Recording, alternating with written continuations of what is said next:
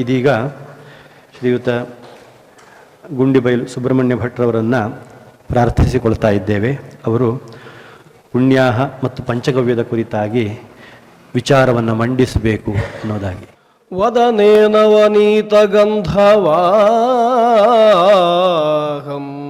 ವಚನೆ ತಸ್ಕರ ಚಾತುರೀಧುರೀಣಂ ನಯನೆ ಕುಹನಾಶ್ರುಮಾಶ್ರಯೇಥಾ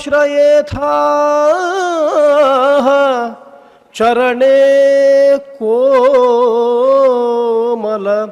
ತಾಂಡವಂ ಕುಮಾರಂ ಚರಣೇ ಕೋಮಲ ತಾಂಡವಂ ಕುಮಾರಂ.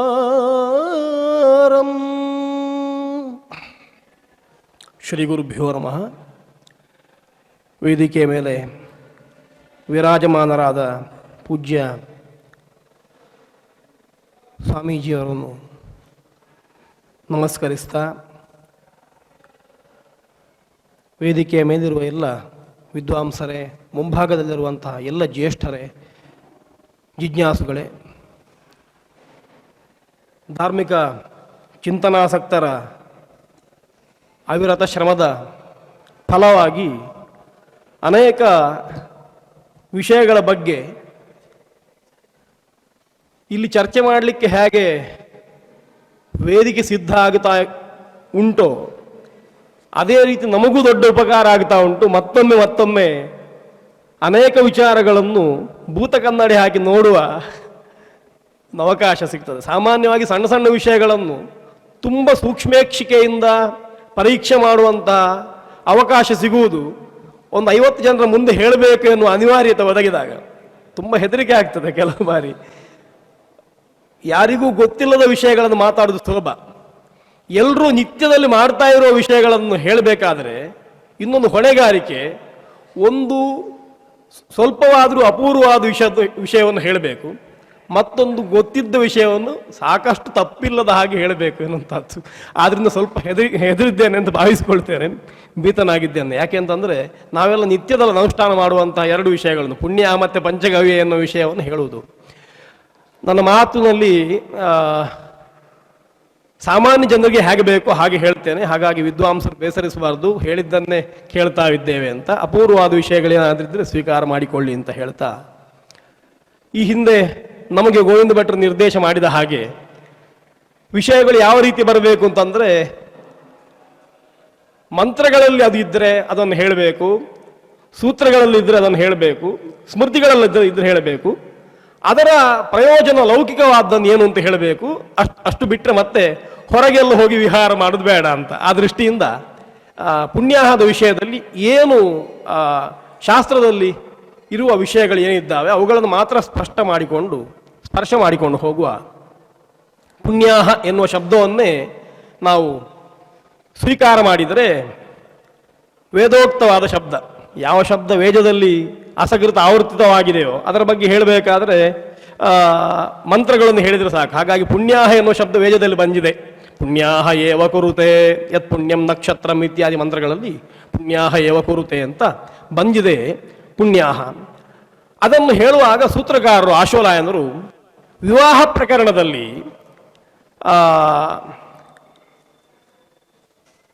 8ನೇ ಖಂಡಿಕೆ ಅಂತ ಭಾವಿಸ್ತೇನೆ, 15ನೇ ಸೂತ್ರ, ವಿವಾಹ ಎಲ್ಲ ಆದ ಮೇಲೆ ಕೊನೆಗೆ ಅಥ ಸ್ವಸ್ಥೇನಂ ವಾಚಯೀತ ಅಂತ ಒಂದು ಸೂತ್ರ ಹೇಳಿದ್ದಾರೆ. ಸೂತ್ರಕಾರರನ್ನು ನೋಡುವಾಗ ಕ್ರಮಪ್ರಾಪ್ತವಾಗಿ ಬಂದ ಹಾಗೆ ಸಂಸ್ಕಾರಗಳನ್ನು ನಿರೂಪಣೆ ಮಾಡ್ತಾ ಹೋಗುವುದಿಲ್ಲ. ಉಕ್ತಾನಿ ವೈತಾನಿ ಗಾನಿ ಗೃಹ್ಯಾಣಿ ವಕ್ಷಾಮಹ ಅಂತ ಹೇಳ್ತಾ ವಿವಾಹಕ್ಕೆ ಮಹತ್ವ ಕೊಡುವಂಥದ್ದು. ಯಾಕೆಂತಂದರೆ ಗೃಹ್ಯಾಗ್ನಿ ಸಿದ್ಧವಾಗುವುದೇ ವಿವಾಹದಿಂದ. ಆದ್ದರಿಂದ ವಿವಾಹದ ಮೂಲಕವೇ ಎಲ್ಲವನ್ನು ಹೇಳ್ತಾ ಬಂದು ಪುಣ್ಯಾಹವನ್ನು ವಾಚನೆ ಮಾಡಬೇಕು ಅಂತ ಹೇಳ್ತಾರೆ. ಸ್ವಸ್ಥೇನಂ ವಾಚಯೀತ ಅಂತ. ಸಾಮಾನ್ಯವಾಗಿ ನಮ್ಮಲ್ಲಿ ಎಲ್ಲ ಕರ್ಮದ ಆದಿಯಲ್ಲಿ ಕರ್ಮದ ಕೊನೆಗೂ ಕೂಡ ಪುಣ್ಯಾಹ ಮಾಡಬೇಕು ಅಂತ ನಿಯಮ ಉಂಟು. ಹಾಗಾಗಿ ಅವರು ಹೇಳುವಾಗ ಸ್ವಸ್ಥೇನಂ ವಾಚಯೀತ ಅಂತ ಹೇಳಿದ್ರಿಂದ ಸ್ವಸ್ಥೇನ ಅಂತಂದ್ರೆ ಏನು ಅಂತ, ಆ ಸ್ವಸ್ಥೇನ ಎನ್ನುವಂಥ ಶಬ್ದವು ಬಂದಿದೆ. ಸ್ವಸ್ಥೇನಂ ತಾರ್ಕ್ಷಮರಿಷ್ಟನೇಮಿಂ ಅಂತ ಬಂದಿದೆ. ಸ್ವಸ್ಥೇನ ಎನ್ನುವ ಶಬ್ದಕ್ಕೆ ಅರ್ಥ ಮಾಡುವಾಗ ಸ್ವಸ್ತಿ ಶಬ್ದಕ್ಕೆ ನಮಗೆಲ್ಲ ಅರ್ಥ ಗೊತ್ತುಂಟು. ಆಶೀರ್ವಾದ ಒಂದು ಮಾಡುವ ವಚನಗಳು ಅಂತ ಅರ್ಥ. ಸ್ವಸ್ತಿ ವಚನಗಳು ಸ್ವಸ್ತಿ ಆಶೀ ಕ್ಷೇಮಂ ವಾ ಅಂತ ಅರ್ಥ ಮಾಡಿದ್ದಾರೆ. ಅದು ಕ್ಷೇಮವೋ ಆಶೀರ್ವಾದವೋ. ಅಯನಂ ಸ್ಥಾನಂ ಸ್ವಸ್ತೀತಿ ಯಾಸು ರುಕ್ಷು ತಾಹ ಸರ್ವಾಹ ಸ್ವಸ್ತೇನ ಸಂಜ್ಞಕಾಹ ಅಂತ ಒಂದು ಅರ್ಥ ಮಾಡಿದ್ದಾರೆ. ಅಯನ ಅಂತಂದ್ರೆ ಸ್ಥಾನ ಅಂತ ಅರ್ಥ, ಸ್ವಸ್ತಿ ಅಂತಂದ್ರೆ ಆಶೀಪ್ರಯುಕ್ತವಾಗಿ ಇರುವಂತಹ ಮಂತ್ರಗಳು ಅಂತ ಅರ್ಥ. ಹಾಗಾಗಿ ಯಾವ ಮಂತ್ರಗಳಲ್ಲಿ ಆಶೀರ್ವಾದ ಉಂಟೋ, ಯಜಮಾನಿಗೆ ಒಳ್ಳೆಯದಾಗಲಿ ಅನ್ನುವಂತಹ ಅರ್ಥ ಸ್ಫುರಿಸ್ತದೋ ಕಾಣ್ತದೋ, ಆ ಮಂತ್ರಗಳನ್ನು ಆ ಉದ್ದೇಶದಿಂದಲೇ ಪಠಿಸುವಂಥದ್ದಕ್ಕೆ ಸ್ವಸ್ತೇನ ಅಂತ ಹೆಸರು. ಹಾಗಾಗಿ ಸ್ವಸ್ತೇನಂ ವಾಚಯತಿ, ಸ್ವಸ್ತಿ ಮಂತ್ರಗಳನ್ನು ಹೇಳ್ತಾರೆ ಅಂತ. ಇದನ್ನು ಅನೇಕ ಸಂದರ್ಭದಲ್ಲಿ ಹೇಳಲಿಕ್ಕಾಗ್ತದೆ. ಪುಣ್ಯಾಹ ಎನ್ನುವಂಥದ್ದು ಒಂದು ಕ್ರಿಯೆಯಾಗಿ, ಒಂದು ಕಲಾಪವಾಗಿ ಮಾಡುವ ವ್ಯವಸ್ಥೆ ಬೇರೆ, ಪುಣ್ಯಾಹವನ್ನು ಕೇವಲ ಒಂದು ವಾಚನವಾಗಿ ಮಾಡುವಂಥ ವ್ಯವಸ್ಥೆ ಬೇರೆ. ಎರಡೂ ಕೂಡ ಉಂಟು. ಅದನ್ನು ಮತ್ತೆ ನಾವು ನೋಡುವ. ಸಾಮಾನ್ಯವಾಗಿ ಯಾರಾದರೂ ಬಂದು ಅಭಿವಾದನ ಮಾಡಿದರೆ ಅವನಿಗೆ ಒಳ್ಳೆಯದಾಗಲಿ ಅಂತ ಮಾಡುವಂಥ ಆಶೀರ್ವಚನ ಉಂಟು. ಮಂತ್ರ ಹೇಳಿ ಆಶೀರ್ವಚನ ಮಾಡುವುದುಂಟು. ಕೇವಲ ಆಯುಷ್ಮಾನ್ ಭವ ದೇವದತ್ತ ಅಂತ ಹೇಳಿ ಆ ಆಶೀರ್ವಾದ ಮಾಡುವ ಒಂದು ವ್ಯವಸ್ಥೆ ಆದರೆ, ಶರ್ಮನ್ ಅಂತ ಹೇಳಿ ಆಶೀರ್ವಾದ ಮಾಡುವ ಒಂದು ವ್ಯವಸ್ಥೆ ಇದ್ದರೆ, ಇನ್ನೊಂದು ಮಂತ್ರವನ್ನು ಹೇಳಿ ಕೈಯಲ್ಲಿ ಅಕ್ಷತೆ ಇತ್ಯಾದಿಗಳನ್ನು ಹಿಡ್ಕೊಂಡು ಆ ಅಕ್ಷತೆಯನ್ನು ಅವನ ತಲೆಗೆ ಹಾಕುವುದರ ಮೂಲಕ ಆಶೀರ್ವಾದ ಮಾಡುವ ಒಂದು ವ್ಯವಸ್ಥೆ ಉಂಟು. ಪುಣ್ಯಾಹದಲ್ಲಿ ಇದೂ ಬರ್ತದೆ. ಹಾಗಾಗಿ ಸ್ವಸ್ತೇನಂ ವಾಚಯಿತ ಅಂತಂದ್ರೆ ಅದನ್ನು ಹೇಳಬೇಕು ಅಂತ ಅರ್ಥ ಆಗ್ತದೆ. ಆ ದೃಷ್ಟಿಯಿಂದ ಆ ಮಂತ್ರಗಳಿಗೆ ಪುಣ್ಯಾಹ ಸಂಜ್ಞೆ ಬರ್ತದೆ. ಪುಣ್ಯಾಹ ಮಂತ್ರಗಳು ಅಂತ ಅವುಗಳನ್ನು ಹೇಳಲ್ಪಡ್ತವೆ. ತಾಸಾಂ ವಾಚನಂ ಬ್ರಾಹ್ಮಣದ್ವಾರ ಪಾಠನಂ ಅಥವಾ ಪಠನಂ. ಅಂಥ ಮಂತ್ರಗಳನ್ನು ಬ್ರಾಹ್ಮಣರು ಹೇಳಿದರೆ, ಬ್ರಾಹ್ಮಣರು ಅಂತಂದ್ರೆ ಬ್ರಹ್ಮವನ್ನು ಅಧ್ಯಯನ ಮಾಡಿದವರು ಅಂತ ಅರ್ಥ. ವೇದಾಧ್ಯಾಯಿಗಳು ಅದನ್ನು ಹೇಳಿದರೆ ಅದಕ್ಕೆ ಪುಣ್ಯಾಹ ವಾಚನ ಅಂತ ನಾವು ಕರೀಬಹುದು. ಹಾಗಾಗಿ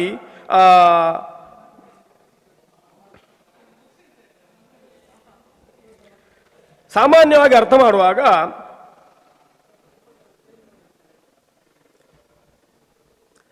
ಮಾಂಗಲ್ಯ ಕರ್ಮ ಆರಂಭಕಾಲಿಕ ಮಂತ್ರೋಚ್ಚಾರಣ ಪೂರ್ವಕಂ ತಂಡುಲಾದಿ ವಿಕಿರಣಂ ಅಂತ ಸಾಮಾನ್ಯವಾಗಿ ಒಳ್ಳೆಯದಾಗಲಿ ಎನ್ನುವಂತಹ ಉದ್ದೇಶದಿಂದ ಆರಂಭ ಕಾಲದಲ್ಲಿ ತಂಡುಲಾದಿ ಅಕ್ಷತಾದಿಗಳನ್ನು ಹಿಡ್ಕೊಂಡು ವಿಕಿರಣ ಮಾಡಿದರೆ ಅದನ್ನು ಪುಣ್ಯಾಹ ವಾಚನ ಅಂತ ಕರೀಬಹುದು ಅಂತ.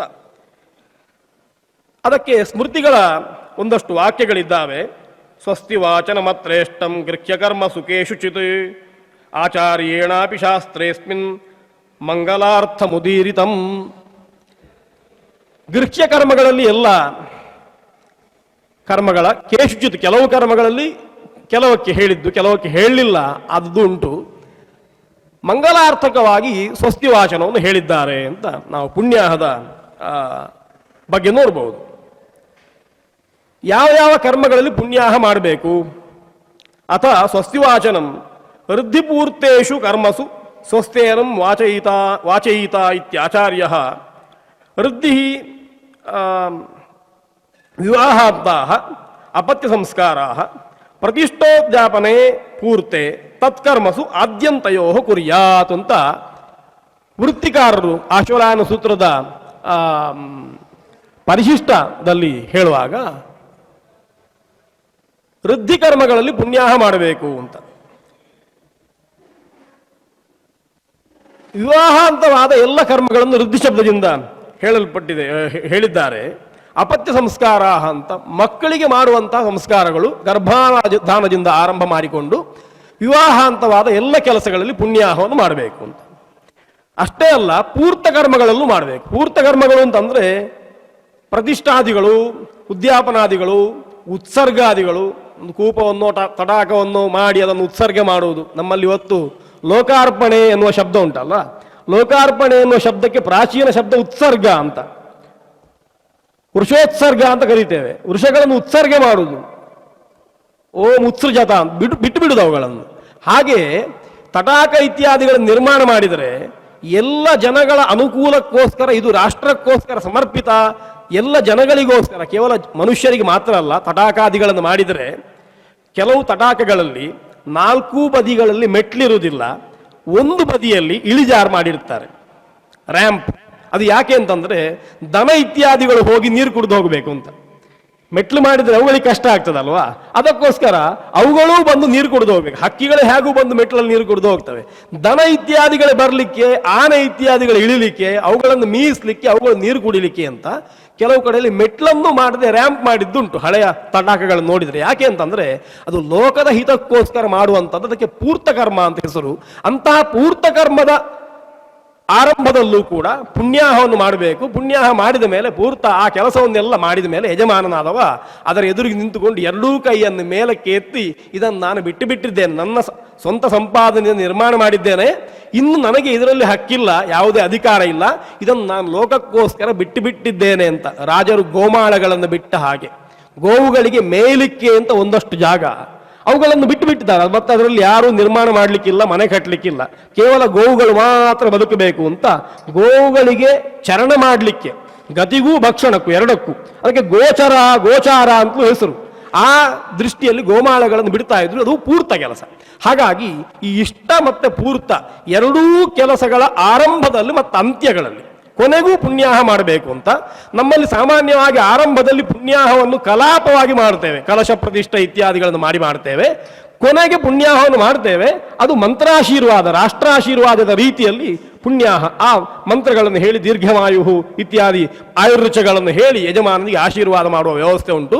ವಿವಾಹಾದಿ ಕರ್ಮಗಳನ್ನು ಇವತ್ತು ಒಂದೇ ದಿವಸದಲ್ಲಿ ಮಾಡ್ತಾ ಇರುವಾಗ ಬೆಳಿಗ್ಗೆ ಒಂದು, ಮಧ್ಯಾಹ್ನದಲ್ಲಿ ಮತ್ತೊಂದು ಪುಣ್ಯಾಹ ಮಾಡುವಂಥ ವ್ಯವಸ್ಥೆ ಕಲ್ಯಾಣ ಮಂಟಪದಲ್ಲಿ ಇವತ್ತು ಕಾಣ್ತಾ ಉಂಟು. ನಿಜವಾಗಿ ವಿವಾಹ ಎನ್ನುವಂಥದ್ದು 4 ದಿವಸದ 5 ದಿವಸದ ಕಾರ್ಯಕ್ರಮ ಆದ್ರಿಂದ ಆರಂಭದಲ್ಲಿ ಒಂದು ಪುಣ್ಯಾಹ ಮಾಡಿ ವಿವಾಹ ಎಲ್ಲ ಮುಗಿದ ಮೇಲೆ ಅವಭೃತ ಹಂತದಲ್ಲಿ ಮತ್ತೊಂದು ಪುಣ್ಯಾಹ ಮಾಡ್ಲಿಕ್ಕೆ ಉಂಟು. ಮಂಗಲ ಪುಣ್ಯಾಹ ಅಂತ ಅದನ್ನು ಕರೆಯೋದು. ವಿವಾಹ ಮುಗಿಯಿತು ಅಂತ ಅರ್ಥ. ಅಪರ ಸಂಸ್ಕಾರಗಳಲ್ಲಿ ಪುಣ್ಯಾಹ ಇವತ್ತು ಕಾಣುತ್ತದೆ, ಅದರ ಬಗ್ಗೆ ಮತ್ತೆ ವಿಚಾರ ಮಾಡುವ. ಕೊನೆಗೆ ಶುದ್ಧಿಗೋಸ್ಕರವಾಗಿ ಪುಣ್ಯಾಹ ಮಾಡ್ತಾ ಇದ್ದೇವೆ. ಹೀಗೆ ಪುಣ್ಯಾಹವನ್ನು ಮಾಡಬೇಕು ಅಂತ ಹೇಳಿದ್ದು ಗೊತ್ತಾಗ್ತದೆ. ಆದ್ಯಂತಯೋಹ ಕುರಿಯಾತ, ಮೊದಲು ಮಾಡಬೇಕು ಅಂತ ಗೊತ್ತಾಗ್ತದೆ, ಕೊನೆಗೂ ಮಾಡಬೇಕು ಅಂತ ಗೊತ್ತಾಗ್ತದೆ. ಪುಣ್ಯಾಹ ಮಾಡುವ ಕ್ರಮ ಹೇಗೆ ಅಂತ ಒಂದೊಂದು ಗ್ರಂಥವನ್ನು ಮೊದಲು ನೋಡ್ತಾ ಹೋಗುವ. ಸೂತ್ರಕಾರರ ನಂತರ ಬಂದ ಪರಿಶಿಷ್ಟಕಾರರು ಶೇಷ ವಿಷಯಗಳನ್ನು ಹೇಳ್ತಾ, ಯುಗ್ಮಾನ್ನ ಬ್ರಾಹ್ಮಣಾನ್ ಆಚಾರ ಲಕ್ಷಣ ಸಂಪನ್ನಾನ್ ಗಂಧಾದಿಭಿ ಅಭ್ಯರ್ಚ ದಕ್ಷಿಣಯ ತೋಷಯೇತ್. ಪುಣ್ಯಾಹ ಮಾಡುವಾಗ ಯುಗ್ಮ ಬ್ರಾಹ್ಮಣರನ್ನು ಇಟ್ಟುಕೊಳ್ಬೇಕು ಅಂತ. ಸಾಮಾನ್ಯವಾಗಿ ವೃದ್ಧಿ ಕರ್ಮಗಳು ಅಂತಿದ್ರೆ ಆ ಎಲ್ಲ ಕರ್ಮಗಳಲ್ಲಿ ಯುಗ್ಮ ಬ್ರಾಹ್ಮಣರನ್ನು ಇಟ್ಟುಕೊಳ್ಬೇಕು ಅಂತ ಉಂಟು. ನಮ್ಮಲ್ಲಿ ನಾಂದಿ ಶ್ರಾದ್ದ ಎನ್ನುವಂತಹ ಶ್ರಾದ್ದವನ್ನು ಮಾಡುವಾಗ ಅದು ವೃದ್ಧಿ ಶ್ರಾದ್ದ. ಹಾಗಾಗಿ ಆ ನಾಂದಿ ಶ್ರಾದ್ದದಲ್ಲಾಗುವಾಗ ಸಾಮಾನ್ಯ ಸಾಂವತ್ಸರಿಕ ಶ್ರಾದ್ದ, ಪಾರೋಣ ಶ್ರಾದ್ದವತ್ ತಿಲ ಇಲ್ಲ, ಪ್ರಾಚೀನಾವೀತ ಇಲ್ಲ, ದಕ್ಷಿಣಾಭಿಮುಖವಾಗಿ ಕೂತ್ಕೊಳ್ಳುವಂಥದ್ದಿಲ್ಲ. ಆಮೇಲೆ ತೃಪ್ತಿ ಪ್ರಶ್ನೆಯಲ್ಲಿ ಮಧು ಎನ್ನುವ ಶಬ್ದ ಮಧು ಸಂಪನ್ನ ಅಂತ ಹೇಳಲಿಕ್ಕಿಲ್ಲ.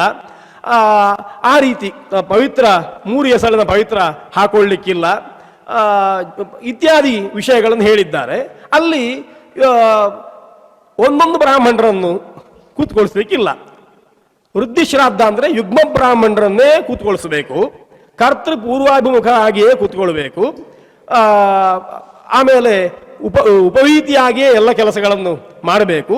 ತಿಲವನ್ನು ಉಪಯೋಗ ಮಾಡಲಿಕ್ಕಿಲ್ಲ, ಅಕ್ಷತೆಯನ್ನು ಉಪಯೋಗ ಮಾಡಿಕೊಳ್ಬೇಕು. ಹೀಗೆ ಸ್ವಧಾ ಶಬ್ದವನ್ನು ಹೇಳಲಿಕ್ಕಿಲ್ಲ, ಸ್ವಾಹ ಶಬ್ದವನ್ನು ಹೇಳಬೇಕು ಅಂತೆಲ್ಲ ವ್ಯವಸ್ಥೆ ಉಂಟಲ್ವಾ. ಹಾಗೆ ಆ ಕರ್ಮಗಳಲ್ಲಿ ಹೇಗೆ ಯುಗ್ಮ ಬ್ರಾಹ್ಮಣರನ್ನು ಒಂದೊಂದು ಸ್ಥಾನಕ್ಕೆ ಎರಡೆರಡರಂತೆ ಬ್ರಾಹ್ಮಣರನ್ನು ಕೂತ್ಕೊಳಿಸಿ ಅವರಿಗೆ ಗಂಧಾದ್ಯುಪಚಾರ ಮಾಡಿಕೊಂಡು ನಾವು ನಾಂದಿ ಶ್ರಾದ್ದವನ್ನು ವಿವಾಹ, ಉಪನಯನ ಇತ್ಯಾದಿಗಳಿಗೆ ಪೂರ್ವಭಾವಿಯಾಗಿ ಮಾಡ್ತೇವೋ, ಪುಣ್ಯಾಹ, ನಾಂದಿ ಶ್ರಾದ್ದ, ಗ್ರಹಯಜ್ಞ, ಕಂಕಣ ಬಂಧನ, ಆಮೇಲೆ ಅಂಕುರಾರೋಪಣ, ಈ 5 ವ್ಯವಸ್ಥೆಗಳನ್ನು ಪ್ರತಿಯೊಂದು ಕೆಲಸಕ್ಕೂ ಹೇಳಿದ್ದಾರೆ. ಇವತ್ತೆಲ್ಲ ಬಿಟ್ಟು ಹೋಗಿದೆ, ಪುಣ್ಯಾಹ ಮಾತ್ರ ಆಗ್ತಾ ಉಂಟು. ನಾಂದಿ ಶ್ರಾದ್ದ ಅದು ಕೇವಲ ಅಕ್ಕಿಕಾಯಿ ಇಟ್ಟು ಆಮದ್ರವ್ಯದಲ್ಲಿ ಬ್ರಾಹ್ಮಣರನ್ನು ಕೂತ್ಕೊಳಿಸದೆ ಮಾಡ್ತಾ ಇದ್ದೇವೆ ಹೆಚ್ಚಿನ ಕಡೆಗಳಲ್ಲಿ. ಎಲ್ಲಿಯೋ ಕೆಲವು ಕಡೆಯಲ್ಲಿ ಮಾಡ್ತಾ ಇದ್ದಾರೆ ಪ್ರತ್ಯಕ್ಷ ನಾಂದಿ ಅಂತ ಅದನ್ನು ವ್ಯವಹಾರ ಮಾಡುವಷ್ಟರ ಮಟ್ಟಿಗೆ ಬಂತು. ವಸ್ತುತ ಪ್ರತ್ಯಕ್ಷ ನಾಂದಿ ಅನ್ನುವಂಥದ್ದು, ಆ ಶಬ್ದ ನಾಂದಿ ಅಂದ್ರೆ ಪ್ರತ್ಯಕ್ಷ ಅಂತ ಅರ್ಥ. ಆಮೇಲೆ ನಾವು ಈ ಚಟಕ ಮಾಡ್ಲಿಕ್ಕೆ ಶುರು ಮಾಡಿದ ಮೇಲೆ ಅಂದ್ರೆ ಬ್ರಾಹ್ಮಣ ಭಾವೇ ಕೂರ್ಚೆ ಎನ್ನುವಂಥದ್ದನ್ನು ನಿತ್ಯ ಅಂತ ಮಾಡಿ ಕೂರ್ಚದಲ್ಲೇ ಮಾಡುದು, ಬ್ರಾಹ್ಮಣರು ಸಿಕ್ಕಿದ್ರೆ ಪ್ರತ್ಯಕ್ಷ ಅಂತ ಕರೆಯುವಂಥದ್ದು ಅಂತ. ಆ ಗೋದಾನ ಕೊಡಬೇಕು ಅಂತಂದ್ರೆ ಗೋದಾನವನ್ನೇ ಕೊಡಬೇಕು ಅಂತ, ಅದಕ್ಕೆ ಗೋಮೂಲ್ಯ ದಾನವನ್ನು ಕೊಟ್ಟು ಕೊನೆಗೆ ಗೋದಾನ ಕೊಟ್ಟರೆ ಪ್ರತ್ಯಕ್ಷ ಗೋದಾನ ಮಾಡಿದ್ರು ಸಂತೋಷ ಮಾಡುವ ಹಾಗಾಯ್ತು. ಆ ರೀತಿಯಾಗಿದೆ. ವಸ್ತು ಪ್ರತ್ಯಕ್ಷ ನಾಂದಿಯಿಂದ ಶಬ್ದ ಇಲ್ಲ. ಇವತ್ತು ನಾವು ಬಳಕೆ ಮಾಡ್ತಾ ಇದ್ದೇವೆ ಪ್ರತ್ಯಕ್ಷ ನಾಂದಿ ಅಂತ, ಆದ್ರೆ ನಾಂದಿ ಅಂತಲೇ ಇರುವುದು, ಅದನ್ನು ಪ್ರತ್ಯಕ್ಷವಾಗಿ ಮಾಡಬೇಕು, ಕ್ಷಣ ಮಾಡಿಯೇ ಮಾಡಬೇಕು ಅಂತಿರುವುದು. ಮಾಡ್ಲಿಕ್ಕೆ ಆಗದ ಪಕ್ಷದಲ್ಲಿ ನಾವು ಪ್ರತಿನಿಧಿತ್ವೇನ ಅಥವಾ ಮಾಡಲೇಬೇಕಲ್ವಾ ಎನ್ನುವ ದೃಷ್ಟಿಯಿಂದ ಮತ್ತೆ ಈ ದ್ರವ್ಯಗಳನ್ನು ಇಟ್ಟುಕೊಂಡು ಮಾಡುವ ಅಂತ ಸ್ವೀಕಾರ ಮಾಡಿಕೊಂಡಿದ್ದೇವೆ. ಹಾಗಾಗಿ ಇವತ್ತೇನಾಯಿತು ಅಂತಂದ್ರೆ ಅದನ್ನು ನಿತ್ಯ ಅಂತ ಇಟ್ಟುಕೊಂಡು ಇದನ್ನೇ ವಿಕಲ್ಪ ಅಂತ ಭ್ರಮಿಸುವಲ್ಲಿ ಮಟ್ಟಿ ಬಂದಿದೆ. ಯಾರಾದರೂ ಬ್ರಾಹ್ಮಣರನ್ನು ಕ್ಷಣ ಮಾಡಿ ಶ್ರಾದ್ದ ಮಾಡ್ತಾರೆ ಅಂತಂದ್ರೆ ಅವರು ಕ್ಷಣಿಸಿ ಶ್ರಾದ್ದ ಮಾಡಿದ್ರು ದೊಡ್ಡ ವಿಷಯ ಅಂತ ಹೇಳ್ಬಿಡ್ತೇವೆ. ದೊಡ್ಡ ವಿಷಯ ಅಲ್ಲ, ಕ್ಷಣಿಸಿ ಶ್ರಾದ್ದ ಮಾಡುವುದೇ ವಿಷಯ, ಕ್ಷಣಿಸಿ ಶ್ರಾದ್ದ ಮಾಡದೇ ಇದ್ರೂ ದೊಡ್ಡ ವಿಷಯ ಅಂತ ಅದು ಆಗಬೇಕಿತ್ತು, ಹಿಂದಿತ್ತದ ಹಾಗೆ, ಈಗ ಅದು ಬಿಟ್ಟು ಹೋಗಿದೆ. ಆ ದೃಷ್ಟಿಯಿಂದ ಎಲ್ಲ ವೃದ್ಧಿ ಶ್ರಾದ್ದಗಳಲ್ಲಿ ಯುಗ್ಮ ಬ್ರಾಹ್ಮಣರನ್ನು ಇಡಬೇಕು ಅಂತ ಅರ್ಥ. ಒಂದೊಂದು ಸ್ಥಾನಕ್ಕೆ ಎರಡೆರಡು ಬ್ರಾಹ್ಮಣರ ಹಾಗೆ ಇಡಬೇಕು ಅಂತ ಅರ್ಥ. ಪುಣ್ಯಾಹಕ್ಕೂ ಯುಗ್ಮ ಬ್ರಾಹ್ಮಣರನ್ನು ಕೂತ್ಕೊಳಿಸಬೇಕು ಅಂತ, ಸಾಮಾನ್ಯವಾಗಿ 4 ಜನ ಬ್ರಾಹ್ಮಣರನ್ನು ಕೂತ್ಕೊಳಿಸಬೇಕು ಅಂತ ಗೋವಿಂದ ಭಟ್ರು ನೆನಪು ಮಾಡಿದರು. ಋಗ್ಯಸಾಮಾಶೀರ್ವಚನಂ ಬಹುರಿಶೋಧಂ ವಿಜ್ಞಾತಂ ಅಂತ ಪುಣ್ಯದಲ್ಲಿ ಹೇಳ್ತೇವೆ.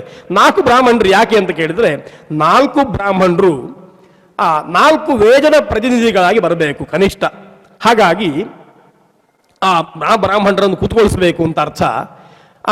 ಅದರಲ್ಲಿ ಕೆಲವು ದೇಶಾಚಾರ ಉಂಟು, ಅದನ್ನು ಮತ್ತೆ ಮುಂದೆ ಬೇಕಾದ್ರೆ ಮತ್ತೆ ಪ್ರಶ್ನೆ ಬಂದರೆ ನೋಡುವ. ಕೇರಳ ದೇಶದಲ್ಲಿ ಸಂಪ್ರದಾಯ ಹೇಗೆ ಉಂಟು ಅಂತಂದ್ರೆ 4 ಕೂಡಿ ಪುಣ್ಯಾಹಂ ಅಂತ ಕರೀತಾರೆ ಅವರು. ಪುಣ್ಯಾಹವನ್ನು ಒಬ್ಬರೊಬ್ಬರೇ ಮಾಡುವ ಕ್ರಮ ಇಲ್ಲ, ಕನಿಷ್ಠ 4 ಜನ ಬೇಕೆ. 4 ಜನವೂ ಕೂಡ ಒಂದೇ ಗೋತ್ರದವರಾಗಿರ್ಲಿಕ್ಕಿಲ್ಲ, ಬೇರೆ ಬೇರೆ ಗೋತ್ರದವರು ಆದ್ರೆ ಮಾತ್ರ ಅವರು ಪ್ರೋಕ್ಷಣೆ ಮಾಡಲಿಕ್ಕೆ ಬರ್ತಾರೆ, ಇಲ್ಲದಿದ್ರೆ ಆಗುವುದಿಲ್ಲ ಅಂತ. ಅದಕ್ಕೋಸ್ಕರ 4 ಜನ ಬೇಕು ಅಂತ ಹೇಳ್ತಾನೆ. ಯುಗ್ಮಾನ್ ಬ್ರಾಹ್ಮಣಾನ್ ಆಚಾರ ಲಕ್ಷಣ ಸಂಪನ್ನಾನ್. ಬ್ರಾಹ್ಮಣಾನ್ ಅಂತಂದ್ರೆ ಜನಿವಾರ ಇದ್ರೆ ಸಾಕು, ಬಂದು ಕೂತ್ಕೊಳ್ಳಿ, ಒಂದು ಬ್ರಹ್ಮತ್ವಕ್ಕಾಗ್ತದೆ, ಪುಣ್ಯ ಹಾಕಾಗ್ತದೆ ಅಂತ ಹಾಗಲ್ಲ. ಮಂತ್ರ ಬರಬೇಕು, ಲಕ್ಷಣಯುಕ್ತನಾಗಿರ್ಬೇಕು, ಆಚಾರವಂತನಾಗಿರ್ಬೇಕು. ಅವನಿಗೆ ಕನಿಷ್ಠ ಪಕ್ಷ ಪುಣ್ಯಾಂ ಭವಂತೋ ಬ್ರುವಂತು ಅಂತ ವಾಚಯಿತ್ರಿ ಹೇಳುವಾಗ ಓಂ ಪುಣ್ಯ ಅಂತ ಪ್ರತಿವಚನ ಹೇಳಲಿಕ್ಕಾದ್ರೂ ಬರಬೇಕು ಅಂತ ಇವತ್ತು ನಾವು ನೋಡ್ತಾ ಇದ್ದೇವೆ. ಹಾಗಲ್ಲ, ಆಚಾರ ಲಕ್ಷಣ ಸಂಪನ್ನನಾಗಿರುವಂತಹ ಬ್ರಾಹ್ಮಣರನ್ನು ಕರ್ಕೊಂಡು ಬರಬೇಕು. ಕರ್ಕೊಂಡು ಬಂದು ಅವರನ್ನು ಕೂತ್ಕೊಳಿಸಿ. ಯಾಕೆ ಅಂತ ಕೇಳಿದ್ರೆ, ಇದನ್ನು ಮಾಡ್ಲಿಕ್ಕೊಂದು ವ್ಯವಸ್ಥೆ ಅಂತ ಉಂಟಲ್ವಾ. ಕೆಲವು ಬಾರಿ ಏನಾಗ್ತದೆ ಅಂತಂದ್ರೆ, ಕೇವಲ ಒಂದು ವಸ್ತು ಇದ್ರೆ ಆ ವಸ್ತು ಕೆಲಸ ಮಾಡಬೇಕಾಗಿಲ್ಲ, ಅದು ಕಾರ್ಯಕಾರಿ ಆಗೋದಿಲ್ಲ. ಆ ವಸ್ತು ಲಕ್ಷಣ ಸಂಪನ್ನವಾಗಿದ್ರೆ ಮಾತ್ರ ಕಾರ್ಯಕಾರಿ ಆಗ್ತದೆ. ತುಂಬಾ ಒಳ್ಳೆಯ ಒಂದು ಪೆನ್ನು ಕೊಟ್ಟರು ನನಗೆ, TN ಪ್ರಭಾಕರ್ ಕೊಟ್ಟರು ಅಂತ ಎಣಿಸ್ಕೊಳ್ಳುವ. ಚಿನ್ನದಲ್ಲೇ ಕಟ್ಟಿದ್ದಾರೆ, ಅದಕ್ಕೆ ಒಂದು 10-20 ವಜ್ರಗಳನ್ನು ಅಳವಡಿಸಿಕೊಂಡಿದ್ದಾರೆ, ಭಾರಿ ಚಂದ ಉಂಟು, 50 ಲಕ್ಷ ರೂಪಾಯಿ ಆಗ್ತದೆ. ಊರಿನಲ್ಲಿ ಯಾರ ಹತ್ರವೂ ಇಲ್ಲ. ಸುಬ್ರಹ್ಮಣ್ಯ ಭಟ್ರೆ ನಿಮಗೆ ಕೊಟ್ಟಿದ್ದೇನೆ ಅಂತ ನನಗೆ ಕೊಟ್ಟರೆ ಅದಕ್ಕೆ ರಿಫಿಲ್ ಇಲ್ಲದಿದ್ದರೆ ಆ ಪೆನ್ನನ್ನು ನಾನು ಸುಮ್ಮನೆ ಕಿಶೆಯಲ್ಲಿ ಸಿಕ್ಸ್ಕೊಳ್ಬೇಕಷ್ಟೇ, ಏನು ಮಾಡ್ಲಿಕ್ಕೆ ಆಗುದಿಲ್ಲ, ಬರೀಲಿಕ್ಕೆ ಆಗುದಿಲ್ಲ. ಒಂದು ಬರೀಲಿಕ್ಕೊಂದು ಆಗುದಿಲ್ಲ ಅಂತ ಇಟ್ಕೊಂಡ್ರೆ ಅದಕ್ಕೆ ಪೆನ್ನು ಎನ್ನುವ ಅದರ ಸ್ವಂತಿಕೆ ಉಂಟಲ್ಲ, ಧರ್ಮ, ಆ ಧರ್ಮವೇ ನಾಶ ಆಗಿ ಹೋಗ್ತದೆ. ಅದಕ್ಕೋಸ್ಕರ ಬ್ರಾಹ್ಮಣ ಅಂತಂದ್ರೆ, ಪುಣ್ಯ ಹಾಕಿ ಕೂತ್ಕೊಳಿಸುವ ಬ್ರಾಹ್ಮಣ ಹೇಗಿರಬೇಕು ಅಂತಂದ್ರೆ, ಅವನಿಗೆ ವೇದಾಧ್ಯಯನ ಆಗಿರಬೇಕು, ಸ್ವಸ್ತಿ ವಾಚನವನ್ನು ಮಾಡಿ ಯಜಮಾನನ ಅಮಂಗಲ್ಯವನ್ನು ಅನಿಷ್ಟವನ್ನು ಕಳೆಯುವ ಮಂತ್ರ ಸಾಮರ್ಥ್ಯ ಅವನಲ್ಲಿರಬೇಕು ಅಂತ ಅರ್ಥ. ಹಾಗಿದ್ರೆ ಅಂತವರನ್ನು ಕೂರಿಸಬೇಕು. ನಮ್ಗೆ ಹೆದರಿಕೆ ಆಗ್ತದೆ, ನಾವೇ ಇಲ್ಲ ಏನು ಮಾಡೋದು ಅಂತ. ಹಾಗಾಗಿ ಆ ರೀತಿಯಲ್ಲಿ ಇರಬೇಕು ಅಂದ್ರೆ ಅವರ ಮಹತ್ವಾಕಾಂಕ್ಷೆ, ಋಷಿಗಳ ದರ್ಶನ ಅಷ್ಟು ದೊಡ್ಡದು. ಅಂದ್ರೆ ಪುಣ್ಯ ಅಂದ್ರೆ ಕೇವಲ ಸುಮ್ಮನೆ ಒಂದು ಯಜಮಾನಿಗೆ ಮಂತ್ರಾಕ್ಷರ ಹಾಕುವುದು ಅಂತ ಅರ್ಥ ಅಲ್ಲ. ಅವನಿಗೆ ಒಂದು ಕರ್ಮವನ್ನು ಮಾಡಲಿಕ್ಕೆ ಅವ ಆರಂಭ ಮಾಡುವಾಗ ಅವನಲ್ಲಿ ಅದಕ್ಕೆ ಬೇಕಾಗುವಂತಹ ಯೋಗ್ಯತೆಗಳು ಇಲ್ಲದೇ ಇದ್ರೆ, ಅವ ಕೃಚ್ಛ್ರಾದಿಗಳನ್ನು ಮಾಡಿ ಆ ಯೋಗ್ಯತೆಯನ್ನು ಸಂಪಾದಿಸಿಕೊಳ್ಳದೇ ಇದ್ರೆ, ಅವನಲ್ಲಿ ಅದನ್ನು ಮಾಡುವಂತಹ ಅರ್ಹತೆ ಕೊರತೆ ಇದ್ರೆ ಅದನ್ನು ಪುಣ್ಯಾಹ ವಾಚನದ ಮೂಲಕ ನೀಗಿಸಬೇಕು. ಅದಕ್ಕೆ ಬ್ರಾಹ್ಮಣರಲ್ಲಿ ಶಕ್ತಿ ಉಂಟು ಅಂತ ಸದಸ್ಸು ಮಾಡ್ತೇವೆ. ಸದಸ್ಸು ಮಾಡಿ ಅಶೇಷೇ ಹೇ ಪರಿಷತ್ ಅಂತ ಹೇಳಿ ಪರಿಷತ್ನ ಹತ್ರ ಪ್ರಾರ್ಥನೆ ಮಾಡ್ತೇವೆ. ನಾನು ಇಂತಹ ಕೆಲಸವನ್ನು ಮಾಡಲಿಕ್ಕೆ ಹೊರಟಿದ್ದೇನೆ, ಈ ಯಥಾಂಶ ಕೃಚ್ಛರಕ್ಕೆ ಪ್ರತ್ಯಾಮ್ನಾಯ ಯಥಾಂಶ ಸುವರ್ಣವನ್ನು ಸ್ವೀಕಾರ ಮಾಡಿ ಈ ಕೆಲಸವನ್ನು ಮಾಡಲಿಕ್ಕೆ ನನಗೆ ಯೋಗ್ಯತೆ ಸಿದ್ಧಿ ಆಯಿತು ಅಂತ ಹೇಳು ಅಂತ ಪರಿಷತ್ನ ಹತ್ರ ಹೇಳ್ತೇವೆ. ಪರಿಷತ್ತು 15 ರೂಪಾಯಿಯನ್ನು ಸ್ವೀಕಾರ ಮಾಡಿ ಯೋಗ್ಯತಾ ಸಿದ್ಧಿರಸ್ತು ಅಂತ ಹೇಳಿಬಿಡ್ತದೆ. ಅಂತಂದ್ರೆ ಈ ಒಂದು 14 ಕಾಯಿನ್ ಇಟ್ಟದ್ದು, ಚತುರ್ದಶ ಪ್ರತ್ಯಾಮ್ನಾಯತ್ವನ 1 ರೂಪಾಯಿಯ ಕಾಯಿನ್ ಇಟ್ಟದ್ದು ಅಂತಂದ್ರೆ, ಇವತ್ತು ಆ 14 ಕಾಯಿನ್ ಅನ್ನು ಯಾರಿಗಾದರೂ ಕೊಟ್ಟು ಚತುರ್ದಶ ಕೃಚ್ಛ್ರ ನೀನು ಮಾಡ್ತೀಯಾ ಅಂತ ಕೇಳಿದ್ರೆ, ಆ ಕೃಚ್ಛ್ರವನ್ನು ಮಾಡುದು ಎಷ್ಟು ಕಷ್ಟ ನೋಡಿದರೆ ನಾನೇ ಬೇಕಾದ್ರೆ 14 ರೂಪಾಯಿ ಕೊಡ್ತೇನೆ ಯಾರಿಗಾದ್ರೂ. ಅಂದ್ರೆ ಇವತ್ತು ನಾವು ಕೊಡುವಂತಹ ಆ ಏನು ಚತುರ್ದಶ ಕೃಚ್ಛ್ರ ಪ್ರತ್ಯಾಮ್ನಾಯ ಅಂತ ಇಡುವ ಕಾಯಿನ್ಗಳಿದ್ದಾವೆ ಅಥವಾ ನಾಣ್ಯಗಳಿದ್ದಾವೆ, ಅದು ಕೇವಲ ಸಂಕೇತ ಮಾತ್ರ. ಅದರಿಂದ ಆ ಕೃಚ್ಛ್ರವನ್ನು ಮಾಡ್ಲಿಕ್ಕೆ ಆಗುದಿಲ್ಲ. ಅದರ ಕ್ರಮ ಹೇಗೆ ಅಂತಂದ್ರೆ, ನನಗೆ ಆ ಕೃಚ್ಛ್ರ ಮಾಡ್ಲಿಕ್ಕೆ ಆಗ್ತಾ ಇಲ್ಲ, ಆ ದೃಷ್ಟಿಯಿಂದ ನೀವು ಅದನ್ನು ನಿತ್ಯ ಅನುಷ್ಠಾನ ಮಾಡುವವರಾದ್ರಿಂದ ನಿಮಗೆ ಕೊಡ್ತೇನೆ, ನೀವು ಸ್ವೀಕಾರ ಮಾಡಿ, ನನಗೆ ಆ ಫಲ ಬಂತು ಅಂತ ಹೇಳಿ ಅಂತ. ಆ ರೀತಿಯಲ್ಲಿ ಬ್ರಾಹ್ಮಣರನ್ನು ಕರೆದು ಅವರನ್ನು ಕೂತ್ಕೊಳಿಸಿ ಅವರಿಗೆ ಗಂಧಮಾಲ್ಯಾದಿಗಳಿಂದ ಅಭ್ಯರ್ಚನೆ ಮಾಡಿ, ಅಷ್ಟು ಸಾಮರ್ಥ್ಯವಂತರಾಗಿರಬೇಕು ಅಂತ ಅರ್ಥ. ಆ ದೃಷ್ಟಿಯಿಂದ ಅವರು ಸಂಪನ್ನಾನ್ ಗಂಧಾದಿಭಿ ಅಭ್ಯರ್ಚ್ಯ ದಕ್ಷಿಣಾಯ ತೋಷಯೇತ್, ಅವರಿಗೆ ಗಂಧಾದಿಗಳಿಂದ ಅರ್ಚನೆ ಮಾಡಿ ದಕ್ಷಿಣೆ ಕೊಟ್ಟು ತೋಷಯೇತ್, ಅವರಿಗೆ ಸಂತೋಷ ಆಗುವ ಹಾಗೆ ಮಾಡಬೇಕು ಅಂತ ಅರ್ಥ. ಯಾಕೆ ಅಂತಂದರೆ ಈ ಮಂತ್ರಗಳೆಲ್ಲವೂ ಕೂಡ ಯಜಮಾನನಿಗೆ ಒಳ್ಳೆಯದಾಗಲಿ ಅಂತ ಕೇವಲ ಕಾಯಿಕವಾಗಿ ಉಚ್ಚಾರಣೆ ಮಾಡುವಂಥದ್ದಲ್ಲ, ಮನಃಪೂರ್ವಕವಾಗಿ ಆಶೀರ್ವಾದ ಮಾಡಬೇಕಾದ್ರಿಂದ ಅವರಿಗೆ ಮಂತ್ರಾರ್ಥವೂ ಗೊತ್ತಿರಬೇಕು ಅಂತ ಅರ್ಥ. ಕೆಲವು ಬಾರಿ ಏನಾಗ್ತದೆ ಅಂತಂದರೆ ಮಂತ್ರಾರ್ಥ ಗೊತ್ತಿದ್ರೆ ಕಷ್ಟ ಆಗ್ತದೆ, ಮಂತ್ರಾರ್ಥ ಗೊತ್ತಿಲ್ಲದಿದ್ದರೆ ಆರಾಮದಲ್ಲಿ ಹೇಳಿ ಹೋಗ್ತದೆ. ಪುನಃ ಪುನರ್ ಜಾಯಮಾನ ಪುರಾಣಿ ಅಂತ ಒಂದು ಮಂತ್ರ ಉಂಟಲ್ವಾ, ಅಲ್ಲಿ ಉತ್ತರಾರ್ಧ ಶ್ವಘ್ನೀವ ಕ್ರತ್ನುರ್ವಿಜ ಆಮಿ ನಾನಾಮರ್ತ್ಯಸ್ಯ ದೇವಿ ಜರಯಂತ್ಯಾಯುಹು ಅಂತ ಆ ಮಂತ್ರ ಹೇಳ್ತದೆ. ಹೇಗೆ ಅಂತಂದ್ರೆ ಉಷಸ್ಸು ಬರುವಾಗ ಹೇಗೆ ಬರ್ತಾ ಇದ್ದಾಳೆ ಅಂತ ಕೇಳಿದ್ರೆ, ಶ್ವಘ್ನೀವ ಕ್ರತ್ನುಹು ವಿಜಃ ಆಮಿನಾನ, ಬೇಟೆಗಾರ ಮನೆಗೆ ತಂದಂತಹ ಹಕ್ಕಿಯ ರೆಕ್ಕೆ ಪುಕ್ಕಗಳನ್ನು ಅವನ ಹೆಂಡತಿ ಹೇಗೆ ನಿಷ್ಕರುಣೆಯಿಂದ ಕಿತ್ತು ಬಿಸಾಡ್ತಾ ಇದ್ದಾಳೋ ಹಾಗೆ ಮನುಷ್ಯನ ಒಂದೊಂದು ದಿವಸವನ್ನು ಕೂಡ ಉಷಸ್ಸು ಉದಯ ಆಗ್ತಾ ಆಯುಷ್ಯವನ್ನು ಕಿತ್ತು ಬಿಸಾಡ್ತಾ ಇದ್ದಾಳೆ. ಮರ್ತ್ಯಸ್ಯ ದೇವಿ ಉಷಾಹ ಆಯು ಜರಯಂತಿ ಆಗಚ್ಚತಿ ಅಂತ ಮಂತ್ರ ಹೇಳುವಂಥದ್ದು. ಅದನ್ನು ಹೇಳಿ ತಲೆಗೆ ಅಕ್ಷತೆ ಹಾಕ್ತೇವೆ, ನಿನಗೆ ಒಳ್ಳೇದಾಗಲಿ ಅಂತ. ನಿನ್ನ ಒಂದು ದಿವಸ ಹೋಯಿತು, ನಿನ್ನ ಆಯುಷ್ಯ ಕ್ಷಯ ಆಯಿತು ಅಂತ ಮಂತ್ರದಲ್ಲಿರುವಂಥದ್ದು. ಅಂದರೆ ಮಂತ್ರದ ಅರ್ಥ ತಿಳ್ಕೊಂಡ್ರೆ ಹೆದರಿಕೆ ಆಗ್ತದೆ. ಹಾಗಾಗಿ ಕೊನೆಗೆ ಏನು ಸಮಾಧಾನ ಏನು ಅಂತ ಕೇಳಿದ್ರೆ, ಇಂತಹ ಜಾಗರೂಕತೆ ನಿನ್ನಲ್ಲಿ ಬರಲಿ ಅನ್ನುವ ಆಶೀರ್ವಾದ ಅಂತಂದ್ರೆ ಆ ಆಶೀರ್ವಾದಕ್ಕೆ ಮಹತ್ವ ಉಂಟು ಅಂತ ಅರ್ಥ. ಹಾಗಾಗಿ ಕೆಲವು ಬಾರಿ ಮಂತ್ರಾರ್ಥ ಗೊತ್ತಿದ್ರೂ ಕಷ್ಟ ಆಗಿ ಹೋಗ್ತದೆ. ಆ ದೃಷ್ಟಿಯಿಂದ ಅವರನ್ನು ದಕ್ಷಿಣೆಯಿಂದ ಸಂತೋಷಗೊಳಿಸಿ ಅವರು ಸಂತುಷ್ಟರಾದ ಮನಸ್ಸಿನಿಂದ ಅವನಿಗೆ ಆಶೀರ್ವಾದ ಮಾಡಬೇಕು. ಶಾಂತಿರಸ್ತು, ಪುಷ್ಟಿರಸ್ತು, ತುಷ್ಟಿರಸ್ತು, ವೃದ್ಧಿರಸ್ತು ಅಂತ ಅವನಿಗೆ ಅವರು ಹೇಳಬೇಕು ಅಂತ ಅರ್ಥ. ಅದಕ್ಕೆ ಅಸ್ತು ಅಸ್ತು ಅಂತ ಅವ್ರು ಹೇಳಬೇಕು. ಆಮೇಲೆ ಪುಣ್ಯಾಹಂ ಭವಂತೋ ಭ್ರುವಂತು ಅಂತ ಹೇಳುವಾಗ ಓಂ ಪುಣ್ಯಾಹಂ ಅಂತ ಅವ್ರು ಹೇಳಬೇಕು. ಈ ರೀತಿಯಲ್ಲಿ ಅವರು ಹೇಳಬೇಕಾದ್ರಿಂದ ಹೇಳುವಂತಹ ಕ್ರಿಯೆ ಮನಃಪೂರ್ವಕವಾಗಿ ಆಗಬೇಕು. ಆದ್ದರಿಂದ ಅವರಿಗೆ ಮೊದಲು ಸ್ವಲ್ಪ ತೋಷ ಕೊಡಬೇಕು, ದಕ್ಷಿಣ ಇತ್ಯಾದಿಗಳನ್ನು ಕೊಟ್ಟು ಸಂತೋಷ ಬರುವ ಹಾಗೆ ಆಗುವ ಹಾಗೆ ಮಾಡಬೇಕು. ಯಾಕೆ ದಕ್ಷಿಣಯ ತೋಷೇತ್ ಎಲ್ಲ ಆಕ್ಷೇಪ ಮಾಡುದು. ಎಲ್ಲ ಪುರೋಹಿತ ಶಾಹಿ ವ್ಯವಸ್ಥೆ, ಬ್ರಾಹ್ಮಣರಿಗೆ ದಕ್ಷಿಣ ಕೊಡ್ತಾ ಇದ್ರು, ಅವರು ದಕ್ಷಿಣೆಗೋಸ್ಕರ ಎಲ್ಲ ಮಾಡ್ತಾ ಇದ್ರು ಅಂತ. ಖಂಡಿತ ಹಾಗಲ್ಲ. ಬ್ರಾಹ್ಮಣರಿಗೆ ಇವತ್ತು ದಕ್ಷಿಣ ಎನ್ನುವಂಥದ್ದು ಇವತ್ತಿನ ವ್ಯವಸ್ಥೆಯಲ್ಲಿ ನೋಡಿದರೆ ಹಿಂದಿನವರ ದಕ್ಷಿಣ ಎನ್ನುವಂಥದ್ದು ಇವತ್ತು ಇಂಜಿನಿಯರಿಗೂ ಅಷ್ಟು ದಕ್ಷಿಣ ಸಿಗುದಿಲ್ಲ, ಅಷ್ಟು ಹೇಳಿದ್ದಾರೆ. ನಾವು ಕೊಡ್ತಾ ಇಲ್ಲ ಮಾತ್ರ. ಗಾವಹ ದಕ್ಷಿಣ, ವೃಷಃ ದಕ್ಷಿಣ ಅಂತ ಹೇಳಿ ಅನಡ್ವಾನ್ ದಕ್ಷಿಣ ಅಂತೆಲ್ಲ ಹೇಳಿದ್ದಾರೆ. ಒಂದು ದೊಡ್ಡ ಎತ್ತನ್ನು ಇವತ್ತು ಖರೀದಿ ಮಾಡಬೇಕಾದ್ರೆ 50,000 60,000 ಉಂಟು. 2 ಲಕ್ಷ 3 ಲಕ್ಷದ ಎತ್ತುಗಳಿದ್ದಾವೆ. ಯಾರಾದರೂ ಅಂತಹ ಎತ್ತಿನ ಮೂಲ್ಯವನ್ನು ದಕ್ಷಿಣ ಅಂತ ಕೊಡ್ಲಿಕ್ಕೆ ಸಿದ್ಧರಿದ್ದಾರಾ? ಇಲ್ಲ. ಒಂದು ದನಕ್ಕೆ 50,000 ರೂಪಾಯಿ ಉಂಟು. ಒಂದು ಕರ್ಮಾಂಗ ಮಾಡಿದ್ರೆ, ವಿವಾಹ ಇತ್ಯಾದಿಗಳನ್ನು ಮಾಡಿದ್ರೆ ಗಾವಹ ದಕ್ಷಿಣ ಅಂತ ಹೇಳಿದ್ದಾರೆ, ಯಜ್ಞ ಮಾಡಿದ್ರೆ ಗಾವಹ ದಕ್ಷಿಣ ಅಂತ ಹೇಳಿದ್ದಾರೆ.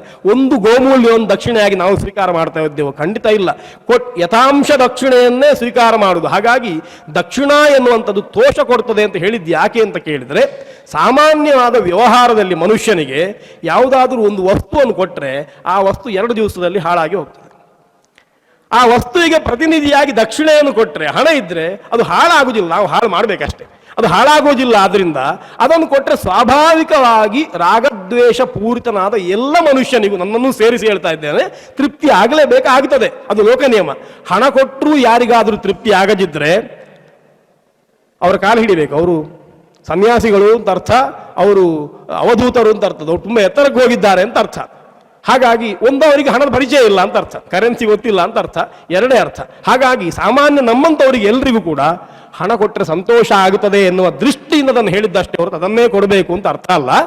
ದಕ್ಷಿಣಯ ತೋಷಯತ್, ಅವರನ್ನು ಸಂತುಷ್ಟರನ್ನಾಗಿ ಮಾಡಿ ಆಮೇಲೆ ಅವರ ಹತ್ರ ಕೇಳಬೇಕು, ನನಗೆ ಒಳ್ಳೇದಾಗಲಿ ಅಂತ ಹೇಳಿ. ಸಾಮಾನ್ಯವಾದ ಭಾರತೀಯ ಸಂಸ್ಕೃತಿ ಹೇಗೆ ಅಂತಂದ್ರೆ, ನನಗೆ ಏನಾದರೂ ಬೇಕಾದರೆ ನಾನು ಇನ್ನೊಬ್ಬನಿಗೆ ಏನಾದರೂ ಕೊಡಬೇಕು, ಆಮೇಲೆ ಅದನ್ನು ಪಡ್ಕೊಳ್ಬೇಕು ಅಂತ. ಹಾಗಾಗಿ ಗದ್ದೆಯಲ್ಲಿ ಬೆಳೆ ಬರಬೇಕು ಅಂತ ಇದ್ರೆ ಯಾವುದೇ ಮುಲಾಜಿಲ್ಲದೆ, ಯಾವುದೇ ದಾಕ್ಷಿಣ್ಯ ಇಲ್ಲದೆ ಒಂದಷ್ಟು ಧಾನ್ಯಗಳನ್ನು, ಬೀಜಗಳನ್ನು ಕೆಸರಿಗೆ ಹಾಕಲೇಬೇಕು.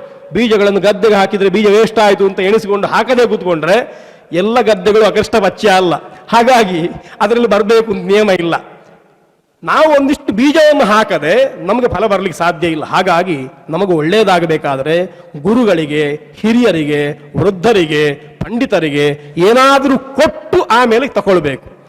ಫಲವೋ ವಸ್ತ್ರವೋ ದಕ್ಷಿಣೆಯೋ ಕೊಟ್ಟು ನನಗೆ ಒಳ್ಳೇದು ಮಾಡಿ ಅಂತ ಪ್ರಾರ್ಥನೆ ಮಾಡಿದರೆ ಅವರ ಆಶೀರ್ವಾದ ಆ ವಸ್ತುವಿಗಿಂತ ದೊಡ್ಡದಾಗಿರ್ತದೆ ಅಂತ ಅರ್ಥ.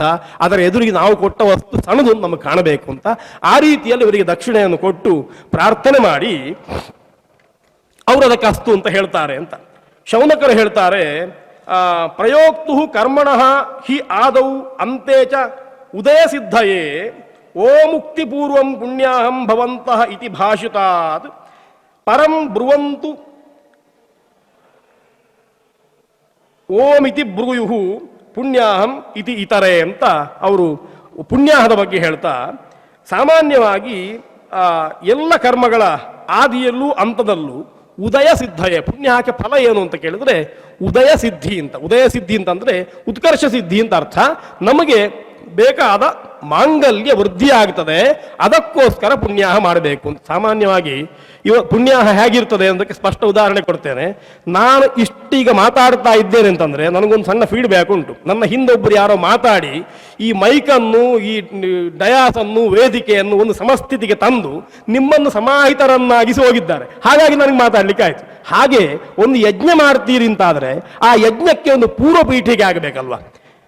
ಋತುಜರ ಸಮಾಹಿತರಾಗಬೇಕು, ಯಜಮಾನ ಸಮಾಹಿತನಾಗಬೇಕು, ದ್ರವ್ಯಗಳು ಶುದ್ಧವಾಗಬೇಕು, ವಾತಾವರಣ ಪರಿಶುದ್ಧಿ ಆಗಬೇಕು. ಇಡೀ ವಾತಾವರಣದಲ್ಲಿ ಒಂದು ಮಂತ್ರದ ಗುಂಗು ಕೇಳಬೇಕು. ಅದಕ್ಕೋಸ್ಕರ ಮೊದಲಿಗೆ ಪುಣ್ಯಾಹ ಅಂತ. ಹಾಗಾಗಿ ಉದಯ ಎನ್ನುವ ಶಬ್ದಕ್ಕೆ ಏನರ್ಥ ಅಂತಂದ್ರೆ ಮುಂದೆ ಮಾಡುವಂತಹ ಪ್ರಧಾನ ಕರ್ಮಕ್ಕೆ ಅನುಕೂಲಕರವಾಗಿ ಒಂದು ಸಣ್ಣ ಕೆಲಸ ಅದನ್ನು ಮತ್ತೆ ಪ್ರಜ್ವಲಿಸುವಂತೆ, ಪ್ರಕಾಶಿಸುವಂತೆ ಮಾಡುವಂಥದ್ದು. ಹಾಗಾಗಿ ಪುಣ್ಯಾಹವನ್ನು ಮೊದಲು ಮಾಡಬೇಕು ಅಂತ. ಶಾಂತಿ ಕರ್ಮಗಳಿಗೆ ಮಾತ್ರ ಪುಣ್ಯಾಹವನ್ನು ಕೊನೆಗೆ ಮಾಡಬೇಕು ಅಂತ ಹೇಳಿದ್ದಾರೆ. ನಾವು ಇವತ್ತು ಆರಂಭದಲ್ಲೇ ಮಾಡ್ತಾ ಇದ್ದೇವೆ. ಸಾಮಾನ್ಯವಾಗಿ ನಿಯಮ ಹೇಗೆ ಅಂತಂದ್ರೆ ಪುಣ್ಯಾಹ ಎನ್ನುವಂಥದ್ದು ಶುದ್ಧಿಗೋಸ್ಕರ ಇರುವಂಥದ್ದು, ಶಾಂತಿ ಕರ್ಮ ಅಂತಂದ್ರೆ ಅಶುದ್ಧಿಯನ್ನು ಕಳೆಯುವಂಥದ್ದು ಅಂತ ಅರ್ಥ. ಹಾಗಾಗಿ ಗ್ರಹಶಾಂತಿ ಇತ್ಯಾದಿಗಳನ್ನು ಮಾಡಿದರೆ ಮೊದಲು ಪುಣ್ಯಾಹ ಮಾಡುವುದು ವಿಹಿತ ಅಲ್ಲ ಅಂತಲ್ಲ, ಕೊನೆಗೆ ಪುಣ್ಯಾಹ ಮಾಡುವುದು ನಿರ್ಬಂಧ ಅಂತ. ಯಾಕೆ ಅಂತಂದ್ರೆ ಶಾಂತಿ ಕಲಶವನ್ನು ಯಜಮಾನಿಗೆ ಅಭಿಷೇಕ ಮಾಡಿದ ಮೇಲೆ, ಅರಿಷ್ಟ ಶಾಂತಿ ಆದ ಮೇಲೆ ಪುಣ್ಯಹಾಜಿನ ಮತ್ತೆ ಪ್ರೋಕ್ಷಣೆ ಮಾಡಬೇಕು ಅಂತುಂಟು. ದೇವಸ್ಥಾನಗಳಲ್ಲೂ ಹಾಗೆ, ಅಲ್ಲಿ ವಾಸ್ತು ಎಲ್ಲ ಆದ ಮೇಲೆ ಮತ್ತೆ ಪುಣ್ಯಾಹ. ವಾಸ್ತು ರಕ್ಷೋಗುಣ ಇದ್ದ ದಿವಸದಲ್ಲಿ ಪುಣ್ಯಾಹ ಮಾಡುದು ಯಾವಾಗ ಅಂತ ಕೇಳಿದ್ರೆ ವಾಸ್ತು ಹೋಮ ರಕ್ಷೋಗುಣ ಹೋಮ ಆದ ಮೇಲೆ ಪುಣ್ಯಾಹ ಮಾಡಬೇಕು ಅಂತ. ಈ ರೀತಿಯಲ್ಲಿ ಆ ವ್ಯವಸ್ಥೆ ಉಂಟು. ಶಾಂತಿ ಕರ್ಮಗಳಿಗೆ ಹೀಗೆ ಪುಣ್ಯಾಹ ಉತ್ತರದಲ್ಲಿ ಬಲೀಯಾನ್ನ ಆಗ್ತದೆ ಅಂತ. ಆ ದೃಷ್ಟಿಯಿಂದ ಶೌನಕರು ಹೇಳ್ತಾರೆ, ಬ್ರಾಹ್ಮಣರು ದಕ್ಷಿಣಾದಿಗಳನ್ನು ಸ್ವೀಕಾರ ಮಾಡಿ ಪುಣ್ಯಾಹಂ ಭವಂತಹ ಬ್ರುವಂತು ಅಂತ ಯಜಮಾನ ಹೇಳುವಾಗ ಓಂ ಪುಣ್ಯಾಹಂ ಅಂತ ಹೇಳಬೇಕು. ಪ್ರಣವಪೂರ್ವಕವಾಗಿ ಓಮುಕ್ತಿ ಪೂರ್ವಕವಾಗಿ ಪುಣ್ಯಾಹಂ ಅಂತ ಅವರು ಹೇಳಬೇಕು ಅಂತ ಗೊತ್ತಾಗ್ತದೆ. ಹೇಗೆ ಅದನ್ನು ಹೇಳಬೇಕು ಎನ್ನುವುದಕ್ಕೆ ಹೇಳ್ತಾನೆ, ಪ್ರಾದಿಪ್ಸಿದಂ ಚತುರ್ಥ್ಯಾ ಉಕ್ತುವ ಕರ್ಮ ವಾಚಯಿತ ತತಃ ಸ್ವಸ್ತೀತ್ಯಾದಿ ಭವಂತ್ವಂತಂ ಪೂರ್ವೋತ್ ಸಮುದೀರಯೇತ್. ಈ ಪುಣ್ಯಾಹದಲ್ಲಿ 4 ಸಾಮಾನ್ಯ, ನಮ್ಮಲ್ಲಿ 3 ಪುಣ್ಯಾಹಂ ಭವಂತೋ ಬ್ರುವಂತು, ಸ್ವಸ್ತಿ ಭವಂತೋ ಬ್ರುವಂತು, ವೃದ್ಧಿಂ ಭವಂತೋ ಬ್ರುವಂತು ಅಂತ ಪ್ರಸಿದ್ಧವಾದ್ದು ಈ ಪ್ರಾಚೀನ ಗ್ರಂಥಗಳಲ್ಲಿ ಹೇಳಲ್ಪಟ್ಟಂಥದ್ದು. ಪ್ರಯೋಗ ಪಾರಿಜಾತ ಇತ್ಯಾದಿ ಗ್ರಂಥಗಳಲ್ಲಿ ಹಾಗೆ ಹೇಳಲ್ಪಟ್ಟದ್ದು. ನಾವು ಮತ್ತೆ ಶ್ರೀರಸ್ತಿದು ಭವಂತೋ ಬ್ರುವಂತು ಅಂತ, ಕಲ್ಯಾಣ ಭವಂತೋ ಬ್ರುವಂತು ಅಂತ ಕೆಲವು ಸೇರಿಸಿಕೊಂಡದ್ದು ಕಾಣುತ್ತದೆ. ಪ್ರಯೋಗದಲ್ಲಿ ಉಂಟು. ಪ್ರಯೋಗ ಅನೇಕ ಇರುವುದರಿಂದ ಆಕ್ಷೇಪ ಅಲ್ಲ ಅದು, ಅಲ್ಲಿ ದೇಶಾಚಾರದ ಹಾಗೆ ಮಾಡುವುದು ಒಳಿತು.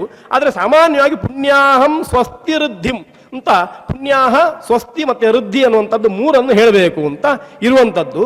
ಅಲ್ಲಿ ಸ್ವಸ್ತಿಯನ್ನು 2 ಮಾಡಿದ್ದಾರೆ, 4 ಮಾಡಿದ ಹೇಗೆ ಅಂತಂದ್ರೆ, ಒಂದು ಮಹ್ಯಂ ಅಂತ ಯಜಮಾನ ಹೇಳ್ತಾನೆ, ಸ್ವಸ್ತಿ ಭವಂತೋ ಬ್ರುವಂತು ಅಂತ ಯಜಮಾನನಿಗೆ ಸ್ವಸ್ತಿ.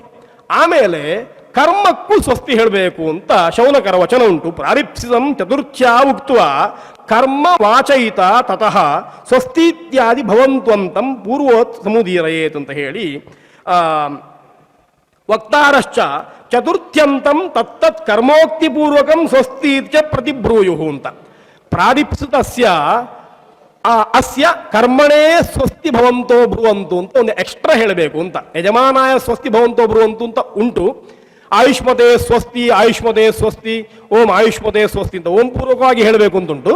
ಓಂ ಆಯುಷ್ಮತೆ ಸ್ವಸ್ತಿ ಅಂತ ನಾವು ಹೇಳ್ತೇವೆ.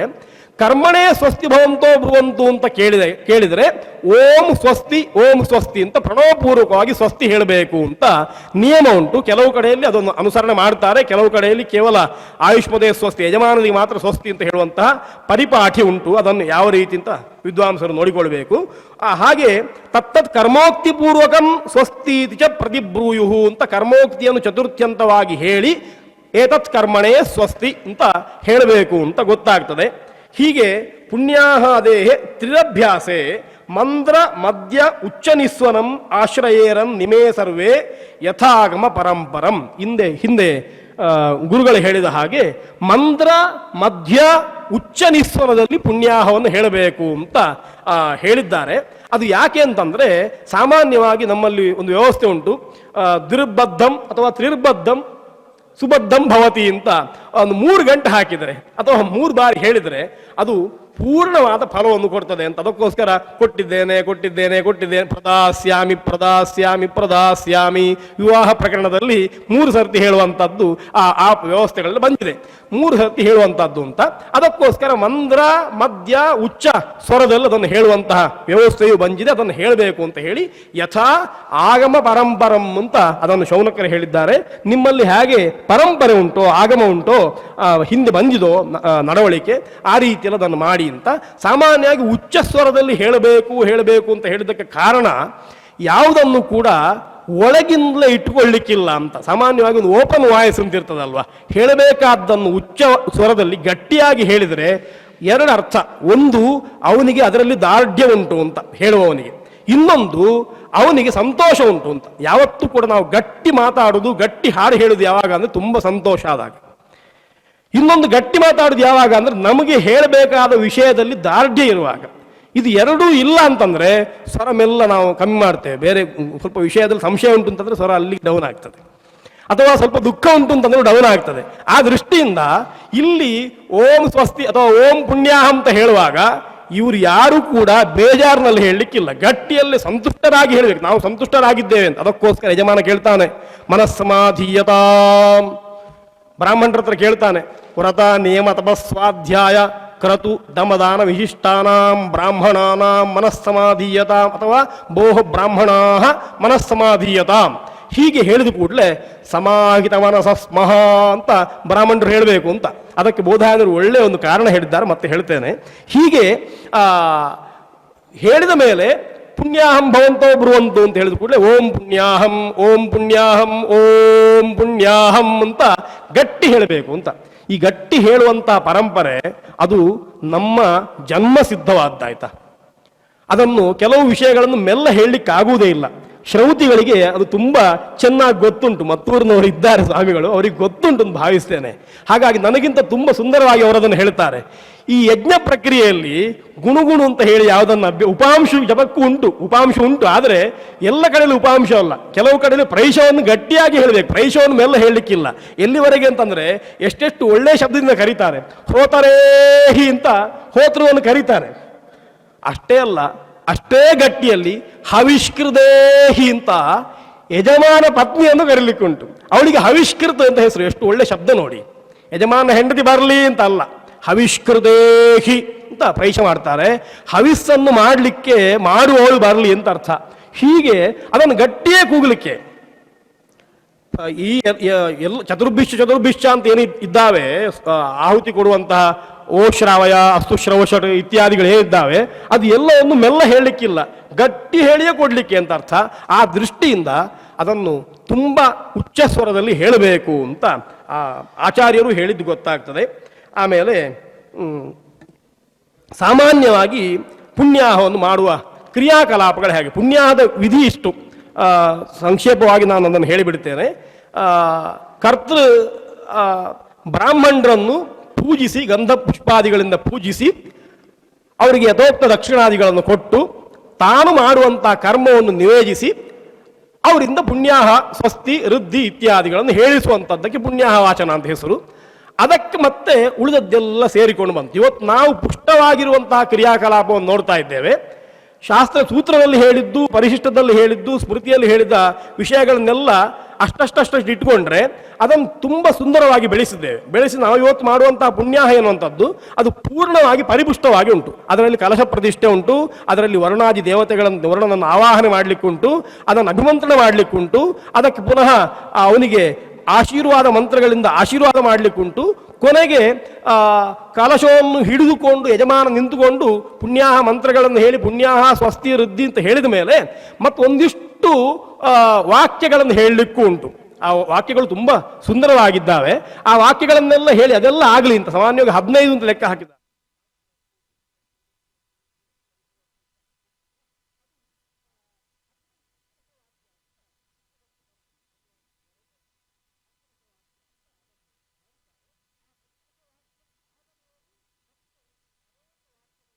ಸೇರಿಸಿಕೊಂಡಿದ್ದಾರೆ, ಕೆಲವರು ಬಿಟ್ಟಿದ್ದಾರೆ. ಆ ವಾಕ್ಯಗಳು ನಮ್ಗೆ ಗೊತ್ತುಂಟು. ಉತ್ತರೋತ್ತರಂ ಅಹರಹ ವಿರುದ್ಧಿರಸ್ತು ಉತ್ತರೋತ್ತರಾ ಕ್ರಿಯಾ ಶುಭಾಶುಭ ಸಂಬದ್ಯಂತಾಂ ಇಷ್ಟಾಕಾಮ ಸಂಬದ್ಯಂತಾಂ ಅಂತಾದ ಮೇಲೆ ದುರ್ಗಾ ಪಾಂಚಾಲ್ಯೌ ಪ್ರಿಯೇತಾಂ ಅಂತ ಹೇಳಿ, ಆಮೇಲೆ ಅಗ್ನಿಪುರೋಗಾ ವಿಶ್ವೇ ದೇವಾ ಪ್ರಿಯಂತಾಂ ಇಂದ್ರಪುರೋಗಾ ಮರುದ್ಗಣಾ ಪ್ರಿಯಂತ ಅಂತ ಹೇಳುವಂತಹ ವಾಕ್ಯಗಳು ಅದು ಮತ್ತೆ ವಿಸ್ತಾರವಾಗಿ ಬಂದಿದೆ. ಅದರಲ್ಲಿ ಕೊನೆಗೆ ಎಲ್ಲಿವರೆಗೆ ಅಂತಂದ್ರೆ ಕೇವಲ ಅಷ್ಟು ಮಾತ್ರ ಅಲ್ಲ, ಹತಾಹ ಬ್ರಹ್ಮ ದ್ವಿಷಃ ಹತಾಃ ಪರಿಪಂಥಿನಃ ಹತಾ ಅಸ್ಯ ಕರ್ಮಣೋ ವಿಘ್ನಕರ್ತಾರಃ ಶಾಮ್ಯಂತು ಘೋರಾಣಿ ಶಾಮ್ಯಂತು ಪಾಪಾನಿ ಶಾಮ್ಯಂತ್ವೀತಯಃ.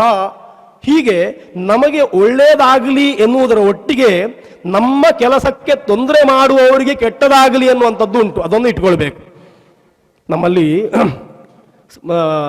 ನಾವು ಎಲ್ರಿಗೂ ಒಳ್ಳೆಯದಾಗಲಿ ಒಳ್ಳೆಯದಾಗಲಿ ಹೇಳ್ತೇವೆ ಅಂತ ಮಾತ್ರ ಬ್ರಾಹ್ಮಣರನ್ನು ಹೇಳುವುದುಂಟು. ಬ್ರಾಹ್ಮಣರು ಕೇವಲ ಒಳ್ಳೆಯದಾಗಲಿ ಅಂತ ಹೇಳುವವರು ಮಾತ್ರ ಅಲ್ಲ, ಯಾರು ಕೆಟ್ಟದ್ದು ಮಾಡ್ತಾನೆ ಅವನಿಗೆ ಕೆಟ್ಟದಾಗಲಿ ಅಂತ ಹೇಳುವವರು. ನಮಗೇನಾದ್ರೂ ತೊಂದರೆ ಮಾಡಿದ್ರೆ ಅವನಿಗೂ ಒಳ್ಳೇದಾಗ್ಲಿ ಅಂತ ಹೇಳುವವರಲ್ಲ ನಾವು. ಭಾರ್ಗವನ ಸಂತಾನ ಯಾಂಗ್ ಕಲ್ಪಯಂಚಿ ನೋರಯ ಕ್ರೂರಾಂ ಕೃತ್ಯ ಮಧುಮಿವ ಅಂತ ಹೇಳಿದವರು. ತಾಂ ಬ್ರಹ್ಮಣ ಅಪನಿರ್ನುದ್ಮಃ ಪ್ರತ್ಯಕರ್ತಾರ ಮೃಚ್ಛತು ಅಂತ ಅಥರ್ವವೇದ ಹೇಳ್ತದೆ. ನಾವು ಮಂತ್ರದಿಂದ ತಿರುಗಿಸಿಡ್ತೇವೆ ಅವರಿಗೆ, ಅದು ಹೋಗ್ಲಿ. ಜಂಬೇದದಾಮಿ ಅಂತ ಹೇಳಿದ್ದುಂಟು. ಯೋಮಾಂ ದ್ವೇಷ್ಟಿ ಜಾತವೇದ ಎಂಚಾಹಂ ದ್ವೇಷ್ಮಿ ಅಷ್ಟಮಾಂ ತಂ ವಯಂ ಸಮಿಧಂ ಕೃತ್ವ. ಎಲ್ಲಿವರೆಗೆ ಅಂತಂದ್ರೆ ತಂ ವಯಂ ಸಮಿಧಂ ಕೃತ್ವ ತುಭ್ಯಮಗ್ನೇ ಪಿದಧ್ಮಸಿ, ಅವನನ್ನು ಒಂದು ಸಮಿತ್ತನ್ನಾಗಿ ಮಾಡಿ ನಿಮಗೆ ಕೊಡ್ತೇವೆ ಅಂತ. ಈ ರೀತಿ ಹೇಳಿದ ಸಂಸ್ಕಾರ ನಮ್ಮದು. ಹಾಗಾಗಿ ನಾವು ಪ್ರತಿಭಟನೆ ಮಾಡದೆ ಸುಮ್ಮನೆ ಸಹಿಸಿಕೊಳ್ಳುವವರಲ್ಲ, ಪ್ರತಿಭಟನೆಯನ್ನು ಮಾಡ್ತೇವೆ. ಅದನ್ನು ಸೂಚಿಸಲಿಕ್ಕೋಸ್ಕರ ಹತಾಹ ಬ್ರಹ್ಮ ದ್ವಿಷಃ, ವೇದವನ್ನು ದ್ವೇಷ ಮಾಡುವವರು ನಾಶ ಆಗಲಿ, ಅವರು ಈ ಜಾಗಕ್ಕೆ ಬರುವುದೇ ಬೇಡ ಪುಣ್ಯ ಮಾಡುವಲ್ಲಿಗೆ. ಹತಾಹ ಪರಿಪಂಥಿನಃ, ಶಾಸ್ತ್ರೋಕ್ತವಾದ ಮಾರ್ಗವನ್ನು ಬಿಟ್ಟು ತಿರುಗಾಡುವವರು, ಯಥೇಚ್ಛವಾಗಿ ವಿಹಾರ ಮಾಡುವಂಥವರು, ಅವರು ಯಥೇಚ್ಛವಾಗಿ ವಿಹಾರ ಮಾಡ್ತಾ ಇರಲಿ, ಇಲ್ಲಿ ಬರುವುದು ಬೇಡ. ಹತಾಹ ಅಸ್ಯ ಕರ್ಮಣೋ ವಿಘ್ನಕರ್ತಾರಃ, ಈ ಕೆಲಸಕ್ಕೆ ತೊಂದರೆ ಮಾಡುವವರು ಅವರು ಸತ್ತು ಹೋದ್ರು ಅಂತ ಅರ್ಥ. ಹತಾಹ ಅಂತ ಸಾಯಿಲಿ ಅಂತ ಅರ್ಥ ಅಲ್ಲ, ಆಲ್ರೆಡಿ ಹೋಗಿ ಆಯಿತು ಅಂತ ಕಾನ್ಫಿಡೆನ್ಸ್ ಉಂಟು. ಹೀಗೆ ಘೋರಾಣಿ ಶಾಮ್ಯಂತು, ತೊಂದರೆ ಮಾಡುವಂತಹ ಘೋರಗಳು ಅವು ಶಾಂತವಾಗಲಿ ಅಂತ ಅರ್ಥ. ಯಾವುದು ದುಷ್ಟ ಪ್ರವೃತ್ತಿ ಉಂಟೋ ಅದು ಶಾಂತವಾಗಲಿ, ರೋಗಾದಿಗಳ ಬಾಧೆ ನಮಗೆ ಬರದೇ ಇರಲಿ. ಶತ್ರು ಪರಾಭವಂ ಯಾಂತು, ಶತ್ರುಗಳಿಗೆಲ್ಲ ಪರಾಭವ ಉಂಟಾಗಲಿ ಅಂತ ಹೇಳಿ ನಿಕಾಮೇನ ಪರ್ಜನ್ಯೋ ವರ್ಷತು, ರಾಷ್ಟ್ರ ಸೂಕ್ತದ ಮಂತ್ರವನ್ನು ಕೂಡ ಸ್ವೀಕಾರ ಮಾಡಿಕೊಂಡಿದ್ದಾರೆ ಪುಣ್ಯದಲ್ಲಿ. ಫಲಿನ್ಯೋ ನವೋಷಧಯ ಪಚ್ಯಂತಾಂ ಯೋಗಕ್ಷೇಮೋ ನಃ ಕಲ್ಪತಾಂ ಅಂತ ಹೇಳಿ ನಮಗೆ ಒಳ್ಳೆಯ ಔಷಧಿಗಳು ಫಲವನ್ನು ಕೊಡಲಿ, ಯೋಗಕ್ಷೇಮ ಸಿದ್ಧಿಯಾಗಲಿ ಅಂತೆಲ್ಲ ಹೀಗೆ ಪ್ರಾರ್ಥನೆ ಮಾಡಿದ್ದು ಕಾಣುತ್ತದೆ. ಈ ರೀತಿಯ ವಚನಗಳನ್ನೂ ಕೂಡ ಯಜಮಾನನ ಹತ್ರ ನಾವು ಹೇಳಿಸುವಂಥದ್ದು. ಆದರೆ ಪ್ರಾಚೀನ ಗ್ರಂಥದಲ್ಲಿ ಪುಣ್ಯಾಹ ಸ್ವಸ್ತಿ ವೃದ್ಧಿ ಅನ್ನುವಂಥದ್ದು 3 ವಾಚನ ಮಾಡಬೇಕು, ಪಂಚದಶ ವಾಕ್ಯಗಳನ್ನು ಹೇಳಬೇಕು ಅಂತ ಇರುವಂಥದ್ದು. ಕೊನೆಗೆ ಅದು ಶುಕ್ರಾಂಗಾರಕ ಬುಧ ಬೃಹಸ್ಪತಿ ಶನೈಶ್ವರ ಅಂತ ಹೇಳಿ ರಾಹುಕೇಶ ಸಂಹಿತ ಆದಿತ್ಯ ಪುರೋಗ ಸರ್ವೇ ಗ್ರಹ ಪ್ರಿಯಂತ ಅಂತ ನಾವು ಅದನ್ನು ಮುಗಿಸ್ತೇವೆ. ಹೀಗೆ ಪುಣ್ಯಾಹ ಎನ್ನುವಂಥದ್ದು ಯಜಮಾನನಿಗೆ ಪೂರ್ಣವಾಗಿ ಯಜಮಾನನನ್ನು ಶುದ್ಧವನ್ನಾಗಿಸುವಂತಹ ವ್ಯವಸ್ಥೆ ಅಂತ ಗೊತ್ತಾಗ್ತದೆ.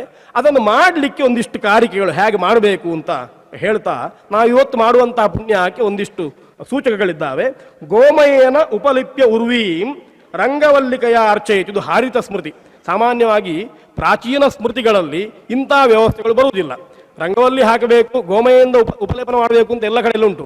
ರಂಗವಲ್ಲಿ ಹಾಕಬೇಕು, ಕಲಶ ಇಡಬೇಕು, ಪ್ರಸ್ಥಧಾನ್ಯವನ್ನು ಹಾಕಬೇಕು ಅಂತ ಸ್ಮೃತಿಯಲ್ಲಿ ಬಂದರೆ ಆ ಸ್ಮೃತಿ ಸಾಮಾನ್ಯವಾಗಿ ಆರ್ವಾಚೀನ ಅಂತ ಲೆಕ್ಕ. ಸೂತ್ರದಲ್ಲಿ ಎಲ್ಲಿಯೂ ಕೂಡ ಪ್ರಸ್ಥಧಾನ್ಯವನ್ನು ಹಾಕಿ ಅದರ ಮೇಲೆ ಕುಂಭವನ್ನು ಇಡಿ ಅಂತ ಹೇಳಿದ್ದು ಕಾಣುವುದಿಲ್ಲ. ಹಾಗಾಗಿ ಆ ದೃಷ್ಟಿಯಿಂದ ಸ್ಮೃತಿಗಳ ಕಾಲವನ್ನು ಮತ್ತು ಪರಿಷ್ಕಾರವನ್ನು ಊಹಿಸಬಹುದು ಅಂತ ಗೊತ್ತಾಗ್ತದೆ. ಹಾಗೆ ಗೋಮಯೇನ ಉಪಲಿಪ್ಯ ಉರ್ವೀಂ ರಂಗವಲ್ಲಿಕೆಯಾರ್ಚಯೇತ್ ಪ್ರಸ್ಥಧಾನ್ಯಂ ಪರಿಸ್ಥಾಪ್ಯ ಪೂರ್ಣಂತು ಕಲಶದ್ವಯಂ.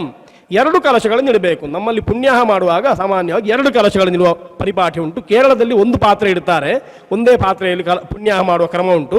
ನಮ್ಮಲ್ಲೂ ಕೂಡ ಅಪರ ಕರ್ಮಗಳಲ್ಲಿ ಕೆಲವು ಋತುಜರು ಒಂದೇ ಪಾತ್ರೆ ಇಟ್ಟು ಪುಣ್ಯಾಹ ಮಾಡುವುದನ್ನು ನಾನು ನೋಡಿದ್ದೇನೆ.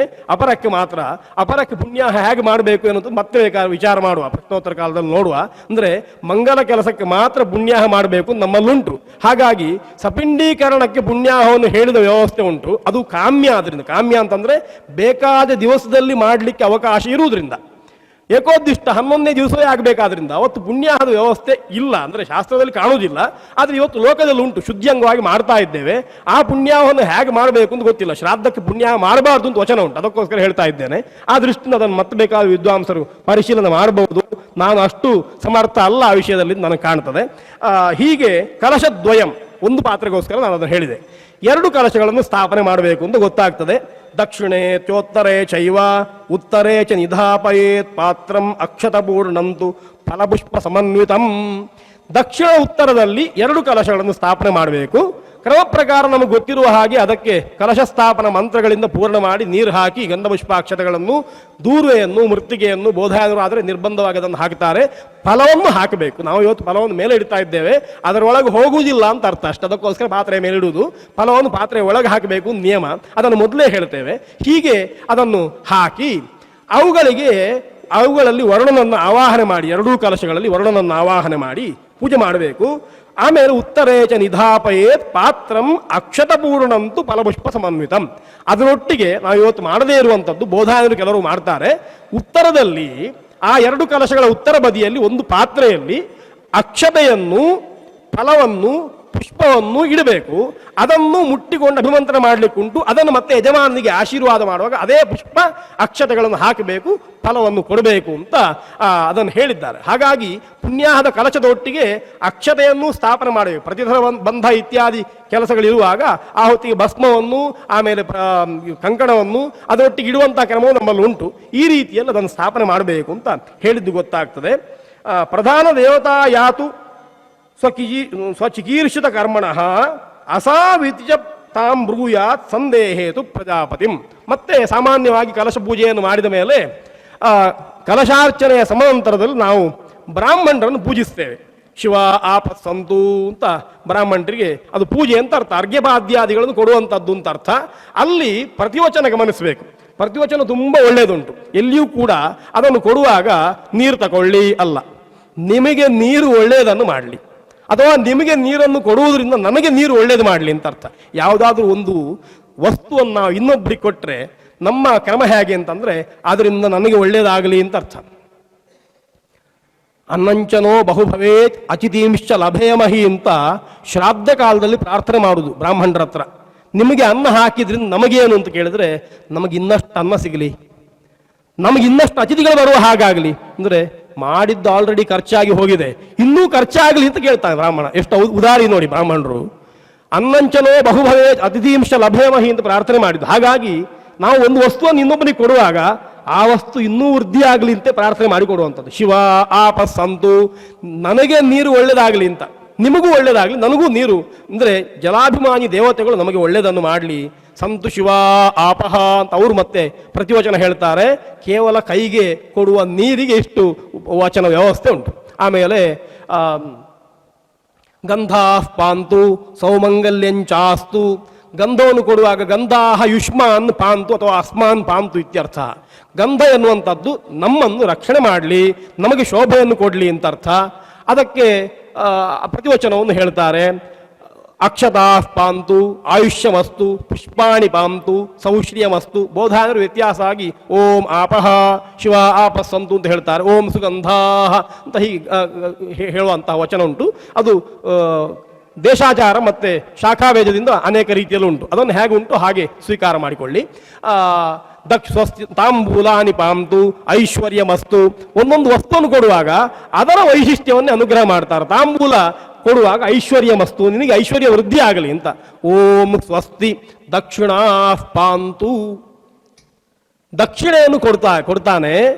ಆಗ ಬ್ರಾಹ್ಮಣರು ಹೇಳುವಂತಹದ್ದು ಬಹುಧೇಯಂಚಾಸ್ತು, ತುಂಬ ಆಯಿತು ಅಂತ. ನಾವು ಇವತ್ತು ಬಹುಧೇಯಂಚಾಸ್ತು ಅಂತ ಅಲ್ಪ ಪ್ರಾಣ ಹೇಳ್ತಾ ಇದ್ದೇವೆ. ಹೆಚ್ಚಿನವರು ಬಹುಧೇಯಂಚಾಸ್ತು ಅಂತ ಅರ್ಥ ಅಲ್ಲ, ಇನ್ನೂ ಜಾಸ್ತಿ ಕೊಡು ಅಂತ ಅರ್ಥ ಆಗ್ತದೆ. ಬಹುಧೇಯಂಚಾಸ್ತು, ಇನ್ನೊಂದಿಷ್ಟು ಜಾಸ್ತಿಯೇ ಕೊಡುವ ಹಾಗಾಗಲಿ ಅಂತ. ಹಾಗಲ್ಲ, ಬಹುಧಾ ಇಯಂಚಾಸ್ತು ಬಹುಧೇಯಂಚಾಸ್ತು, ನೀನು ಕೊಟ್ಟದ್ದೇ ಜಾಸ್ತಿ ಆಯಿತು. ನಾವು ಉಪಚಾರಕ್ಕೆ ಹೇಳ್ತೇವಲ್ಲ, ತುಂಬ ಕೊಟ್ರಿ ಅಂತ. ಯಾಕೆ ಈ ಬಹುಧೇಯಂಚಾಸ್ತು ಅಂತ ಹೇಳಬೇಕು? ಪುಣ್ಯಾಹದ ಬಗ್ಗೆ ಹೀಗೆ ಮಾತಾಡ್ತಾ ಹೋದರೆ ಸಂಜೆವರೆಗೆ ಆಜಿತ್ತು ಅಂತ ಕಾಣ್ತದೆ, ಆದಷ್ಟು ಕಮ್ಮಿ ಮಾಡ್ತೇನೆ. ಬಹುಧೇಯಂಚಾಸ್ತು ಅಂತ ಹೇಳುವುದು ಯಾಕೆ ಅಂತ ಕೇಳಿದ್ರೆ, ನಮ್ಮಲ್ಲಿ ಒಂದು ವ್ಯವಸ್ಥೆ ಉಂಟು. ದಕ್ಷಿಣೆಯನ್ನು 3 ವಿಭಾಗ ಮಾಡಿದ್ದಾರೆ. ದಕ್ಷಿಣೆ ಅಧಮ ದಕ್ಷಿಣ, ಮಧ್ಯಮ ದಕ್ಷಿಣ, ಉತ್ತಮ ದಕ್ಷಿಣ ಅಂತ 3 ವಿಧಾನ ಮಾಡಿದ್ದಾರೆ. ಅಧಮ ದಕ್ಷಿಣೆ ಅಂದ್ರೆ ಏನು ಅಂತಂದ್ರೆ, ಈ ಕೆಲಸ ಮಾಡಿದ ಮೇಲೆ ಯಾರನ್ನಾದ್ರೂ ಕೆಲಸಕ್ಕೆ ಕರೆದ್ರೆ ಅವ ಬೆಳಿಗ್ಗೆಯಿಂದ ಸಂಜೆವರೆಗೆ ಕೆಲಸ ಮಾಡಿಸಿ ಎಷ್ಟಾಯ್ತೋ ಕೂಲಿ ಅಂತ ಕೇಳುವಾಗ 500 ರೂಪಾಯಿ ಕೊಡಿ ಸ್ವಾಮಿ ಅಂತ ಕೇಳಿದರೆ 500 ರೂಪಾಯ, ಏನು ಕೆಲಸ ಮಾಡಲಿಲ್ಲ 500 ರೂಪಾಯಿ ಕೇಳ್ತೀಯ, 350 ತಗೋ ಸಾಕು ಅಂತ ಹೇಳಿದರೆ ಅವ ಏನು ಹೇಳಿಸ್ಕೊಳ್ತಾನೆ ಅಂತ ಹೇಳಿದ್ರೆ, ಬೆಳಿಗ್ಗಿನ ಸಂಜೆವರೆಗೆ ಒದ್ದಾಡಿಸಿದ್ರು, ಕೆಲಸ ಮಾಡಿಸಿದ್ರು, 500 ರೂಪಾಯಿ ಕೇಳಿದ್ದೆ, 600 ಕೇಳಬೇಕಿತ್ತು, ನಾನೇ ಇರಲಿ ಅವ್ರ ಮುಖ ನೋಡಿ 500 ರೂಪಾಯಿ ಕೇಳಿದೆ, 350 ಕೊಟ್ಟರು ಅಂತ ಅವನು ಇವ್ರಿಗೆ ಶಾಪ ಹಾಕ್ತಾನೆ, ಇವನು ಅವನಿಗೆ ಮತ್ತೆ ಶಾಪ ಹಾಕುದು, ಅಷ್ಟು ಕೆಲಸ ಮಾಡಲೇ ಇಲ್ಲ, ಇಷ್ಟು ತಗೊಂಡು ಹೋದ ಅಂತ. ಈ ದಕ್ಷಿಣೆಗೆ ಬ್ರಾಹ್ಮಣರನ್ನು ಯಾರನ್ನಾದರೂ ಕರೆಸಿ ಅವರ ಹತ್ರ ಕರ್ಮಾಂಗ ಮಾಡಿಸಿ ಈ ರೀತಿಯ ಮನಸ್ಥಿತಿ ಇಬ್ಬರಿಗೂ ಬಂದರೆ, ತಗೊಳ್ಳುವವನಿಗೂ ಕಮ್ಮಿ ಅಂತ ಕಂಡು ಕೊಡುವವನಿಗೂ ಹೆಚ್ಚು ಅಂತ ಕಂಡ್ರೆ ಆ ದಕ್ಷಿಣೆಗೆ ಅಧಮ ದಕ್ಷಿಣ ಅಂತ ಹೆಸರು. ಆ ದಕ್ಷಿಣ ಉತ್ತಮ ದಕ್ಷಿಣ ಅಲ್ಲ, ಅಧಮ ದಕ್ಷಿಣ ಆಗ್ತದೆ. ಹಾಗಾದ್ರೆ ಮಧ್ಯಮ ದಕ್ಷಿಣ ಅಂತ ಇನ್ನೊಂದುಂಟು. ಹಾಗಾದ್ರೆ ದಕ್ಷಿಣ ಹೇಗೆ ಕೊಡ್ಬೇಕಪ್ಪ? ಕರ್ಮಾಂಗ ಎಲ್ಲ ಆಯ್ತು, ದಕ್ಷಿಣ ಕೊಟ್ಟರು, ಕೈ ಬೀಳಿಸಿ ನೋಡಿದ್ರು ಎಷ್ಟು ಉಂಟು ಅಂತ, ತೊಂದರೆ ಇಲ್ಲ, ಕಮ್ಮಿ ಆಗಲಿಲ್ಲ, ಮಾಡಿಸಿದ್ದಕ್ಕೆ ಬೇಕಾದಷ್ಟು ಕೊಟ್ಟಿದ್ದಾರೆ ಅಂತ ಬ್ರಾಹ್ಮಣ ಎಣಿಸ್ಕೊಳ್ಳುವುದು. ದಕ್ಷಿಣ ಎಷ್ಟು ಕೊಡಬೇಕು ಅಂತ ಕೇಳುವಾಗ ಅವರೇನಾದರೂ ಹೇಳಿದರೆ ತೊಂದರೆ ಇಲ್ಲ, ಮಾಡಿಸಿದ್ದಕ್ಕೆ ಸರಿಯಾಗಿ ತಗೊಂಡಿದ್ದಾರೆ, ನನಗೇನು ಲಾಸ್ ಇಲ್ಲ ಅಂತ ಕೊಡುವ ತಿಳ್ಕೊಳ್ಳುದು. ಇಬ್ಬರಿಗೂ ಬೇಸರ ಇಲ್ಲದೇ ಇದ್ದರೆ ಅದಕ್ಕೆ ಮಧ್ಯಮ ದಕ್ಷಿಣ ಅಂತ ಹೆಸರು. ಶಾಸ್ತ್ರ ಹೇಳ್ತದೆ, ಈ 2 ದಕ್ಷಿಣೆ ಕೊಡಬೇಡಿ, ಉತ್ತಮ ದಕ್ಷಿಣೆ ಕೊಡಿ ಅಂತ. ಉತ್ತಮ ದಕ್ಷಿಣ ಯಾವುದು ಅಂತ ಕೇಳಿದ್ರೆ, ದಾತೃ ಮನ ಪ್ರಸಾದ ಜನನಿ ಯಾ ದಕ್ಷಿಣ ಸೋತ್ತಮ. ಕೊಡುವವನಿಗೂ ದಕ್ಷಿಣೆ ಕೊಡುವ ಖುಷಿಯಾಗಬೇಕು, ಪಡ್ಕೊಳ್ಳುವವನಿಗೂ ಖುಷಿಯಾಗಬೇಕು, ಅದಕ್ಕೆ ಉತ್ತಮ ದಕ್ಷಿಣೆ ಅಂತ ಹೆಸರು. ಅದು ಹೇಗೆ ಅಂತಂದ್ರೆ, ಬೆಳಗ್ಗಿಂದ ಸಂಜೆವರೆಗೆ ಬ್ರಾಹ್ಮಣರನ್ನು ಒದ್ದಾಡಿಸಿದ್ದೇನೆ, ಅವ್ರ ಹತ್ರ ತುಂಬ ಮಂತ್ರ ಹೇಳಿಸಿದ್ದೇನೆ, ಅಗ್ನಿಯ ಮುಂದೆ ಕೂರಿಸಿದ್ದೇನೆ, ಎಷ್ಟು ತ್ರಾಸಾಯಿತೋ ಏನೋ, 1,000 ರೂಪಾಯಿ ಕೊಡ್ತಾ ಇದ್ದೇನೆ, ಎಲ್ಲಿಗೆ ಸಾಕಾಗ್ತದೆ ಅಂತ ಕೊಡುವವನಿಗೆ ಕಾಣಬೇಕು. ಏನು ಮಂತ್ರ ಹೇಳಲಿಲ್ಲ, ಏನೂ ಏಕಾಗ್ರತೆ ಇಟ್ಕೊಳ್ಳಿಕ್ಕಾಗಲಿಲ್ಲ, ಸರಿಯಾಗಿ ಆಶೀರ್ವಾದ ಮಾಡಲಿಕ್ಕಾಗಲಿಲ್ಲ, 1,000 ರೂಪಾಯಿ ಕೊಟ್ಟಿದ್ದಾರೆ, ನಾನು ಏನೂ ಮಾಡಲಿಲ್ಲ ಅಂತ ತಗೊಳ್ಳುವವನಿಗೆ ಕಾಣಿಸ್ಬೇಕು. ಇಬ್ಬರ ಕಣ್ಣಲ್ಲೂ ನೀರು ಬರಬೇಕು. ದಕ್ಷಿಣ ಇಬ್ಬರಿಗೂ ಬೇಡ ಅಂತ ಕಾಣಬೇಕು. ಕೊಡುವವನಿಗೂ ಇದು ಬೇಡ, ಕಮ್ಮಿ ಆಯಿತು, ಇದನ್ನೆಲ್ಲ ಮತ್ತೊಂದು ಕೊಡಬೇಕು ಅಂತ ಕಾಣಬೇಕು. ತಗೊಳ್ಳುವವನಿಗೆ ಈ ದಕ್ಷಿಣ ನನಗೆ ಹೆಚ್ಚಾಯಿತು ಅಂತ ಕಾಣಬೇಕು. ಹಾಗೆ ಆದಾತೃಗಳಿಗೆ ಕಂಡ್ರೆ ಯಜ್ಞ ಸಾರ್ಥಕ ಆಗ್ತದೆ. ಆ ದಕ್ಷಿಣೆಗೆ ಉತ್ತಮ ದಕ್ಷಿಣ ಅಂತ ಹೆಸರು. ಹಾಗಾಗಿ ಉತ್ತಮ ದಕ್ಷಿಣ ಆಗಬೇಕು ಅಂತಂದ್ರೆ ಕೊಡುವವ ಕಮ್ಮಿ ಆಯಿತು ಅಂತ ಹೇಳಬೇಕು, ತಗೊಳ್ಳುವ ಹೆಚ್ಚಾಯಿತು ಅಂತ ಹೇಳಬೇಕು. ಅದಕ್ಕೋಸ್ಕರ ಬ್ರಾಹ್ಮಣರು ಹೇಳ್ತಾರೆ, ಬಹುಧೇಯಂಚಾಸ್ತು, ನೀವು ಕೊಟ್ಟದ್ದು ಹೆಚ್ಚಾಯಿತು ಅಂತ ಬ್ರಾಹ್ಮಣರು ಹೇಳಬೇಕು ಅಂತ ಪ್ರತಿವಚನ. ಹೀಗೆ ಪ್ರತಿವಚನದ ವ್ಯವಸ್ಥೆ ಮಾಡಿದ್ದಾರೆ. ಹೀಗೆ ಹೇಳಿದ ಮೇಲೆ ದೀರ್ಘಮಾಯು ಶ್ರೇಯ ಶಾಂತಿ ಪುಷ್ಟುಸ್ತುಷ್ಟಿಶ್ಚಾಸ್ತು ಶ್ರೀಹಿ ಯಶೋ ಗೌಹು ವಿದ್ಯಾ ವಿನಯೋ ವಿತ್ತಂ ಬಹುಪುತ್ರಂಚಾಯುಷ್ಯಂಚಾಸ್ತು ಅಂತ ಹೇಳಿ ಯಂಕೃತ್ವ ಸರ್ವೇದೇ ಯಜ್ಞಕ್ರಿಯಾ ಕರ್ಣಕರ್ಮಾರಂಭಾ ಶುಭಾ ಶೋಭನಾ ಪ್ರವರ್ತಂತೆ ತಮಹಂ ಓಂಕಾರಮಾದಿಂ ಕೃತ್ವ. ಆಶೀರ್ವಚನ ಕ್ರಮ ಹೇಗೆ ಅಂತಂದ್ರೆ, ನಾನು ಓಂಕಾರಂ ಆದಿಂ ಕೃತ್ವ, ಮೊದಲಿಗೆ ಓಂಕಾರವನ್ನು ಇಟ್ಟುಕೊಂಡು ಅದರ ಬಲದಿಂದ ಋಗ್ಯಜಸ್ಸಾಮಾಶೀರ್ವಚನಂ ಭವದ್ಭಿರನುಜ್ಞಾತಃ, ನನಗೆ ಆಶೀರ್ವಚನ ಮಾಡಬೇಕು. ಓಂ ಎನ್ನುವಂತಹ ಪ್ರಣವವನ್ನು ಮೊದಲಿಟ್ಟುಕೊಂಡು ಋಕ್ಕು ಯಜಸ್ಸು ಸಾಮಗಳ ಆಶೀರ್ವಚನವನ್ನು ನಿಮ್ಮಿಂದ ಅಪೇಕ್ಷಿಸ್ತಾ ಇದ್ದೇನೆ, ನೀವು ಅದನ್ನು ಮಾಡಿ ಅಂತ ಕೇಳ್ತಾ ಇದ್ದೇನೆ, ನನಗೆ ಆಶೀರ್ವಾದ ಮಾಡಿ ಅಂತ ಬ್ರಾಹ್ಮಣ ಹೇಳಬೇಕು. ಅಷ್ಟು ಹೇಳಿದ ಮೇಲೆ ಅವರು ಮತ್ತೆ ಅವನಿಗೆ ಆಶೀರ್ವಾದ ಮಾಡ್ತಾರೆ. ಅಲ್ಲಿ ಪುಣ್ಯಾಹ ಕಾಲವನ್ನು ವಾಚಯಿಷ್ಯೆ ಅಂತ ಒಂದು ಶಬ್ದ ಪ್ರಯೋಗ ಉಂಟು. ಅದಕ್ಕೆ ಬೋಧಾಯನರು ಒಳ್ಳೆಯ ಅರ್ಥವನ್ನು ಹೇಳಿದ್ದಾರೆ ಸೂತ್ರದಲ್ಲಿ.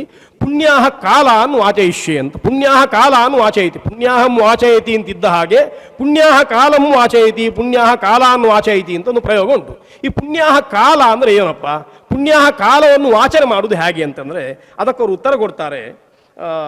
ಅದಕ್ಕಿಂತ ಮೊದಲು ಈ ಪುಣ್ಯಾಹ ಆಗ್ತಾ ಇರುವಾಗ ಕೊನೆಗಾಗುವಾಗ ಕರ್ಮಾಂಗ ದೇವತಾ ಪ್ರಿಯಂತ ಅಂತ ಒಂದು ವಚನ ಬರ್ತದೆ. ಯಾವ ಕೆಲಸ ಮಾಡ್ತಾ ಇದ್ದೇವೋ ಆ ದೇವತಾ ಪ್ರಿಯಂತ ಅಂತ ಒಂದು ವ್ಯವಸ್ಥೆ ಉಂಟು. ನಮ್ಮಲ್ಲಿ ಅದನ್ನು ಸಾಮಾನ್ಯವಾಗಿ ಹೇಳ್ತಾ ಬರ್ತೇವೆ. ಈ ಎಲ್ಲ ಗೃಹ್ಯ ಕರ್ಮಗಳಲ್ಲಿ ಯಾರು ಪ್ರಧಾನ ದೇವತೆಯೋ, ಯಾರಿಗೆ ಪಕ್ವ ಉಂಟೋ, ಪಕ್ವ ಯಾರಿಗೆ ಕೊಡ್ತೇವೋ ಅವನನ್ನು ಪ್ರಧಾನ ಅಂತ ಕರೀತೇವೆ. ಅವನನ್ನು ಅಲ್ಲಿ ಕೀರ್ತನೆ ಮಾಡಬೇಕು ಅಂತ ಅರ್ಥ.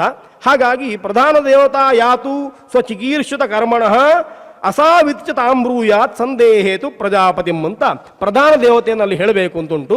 ವಾಸ್ತೋಷ್ಪತಿ ಪ್ರಿಯತಾಂ ಅಂತ ವಾಸ್ತುಹೋಮಾದಿಗಳಲ್ಲಿ ವಾಸ್ತೋಷ್ಪತಿ ಪ್ರಿಯತಾಂ ಅಂತ ಹೇಳ್ತೇವೆ.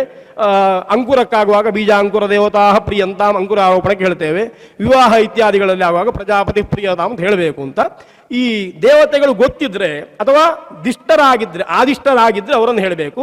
ಅನಾದಿಷ್ಟರಾಗಿದ್ರೆ ಅಲ್ಲಿ ಪ್ರತ್ಯೇಕವಾಗಿ ಹೇಳಲ್ಪಡದೇ ಇದ್ರೆ ಆ ಹೊತ್ತಿಗೆ ಪ್ರಜಾಪತಿ ಪ್ರಿಯತಾಂ ಅಂತ ಪ್ರಜಾಪತಿ ಅನ್ನೋ ಶಬ್ದವನ್ನು ಹೇಳಬೇಕು. ಅನಾದೇಶೇ ಪ್ರಜಾಪತಿ ಅಂತ ಸಾಮಾನ್ಯವಾಗಿ ನಿಯಮ, ಅದನ್ನು ಹೇಳಬೇಕು.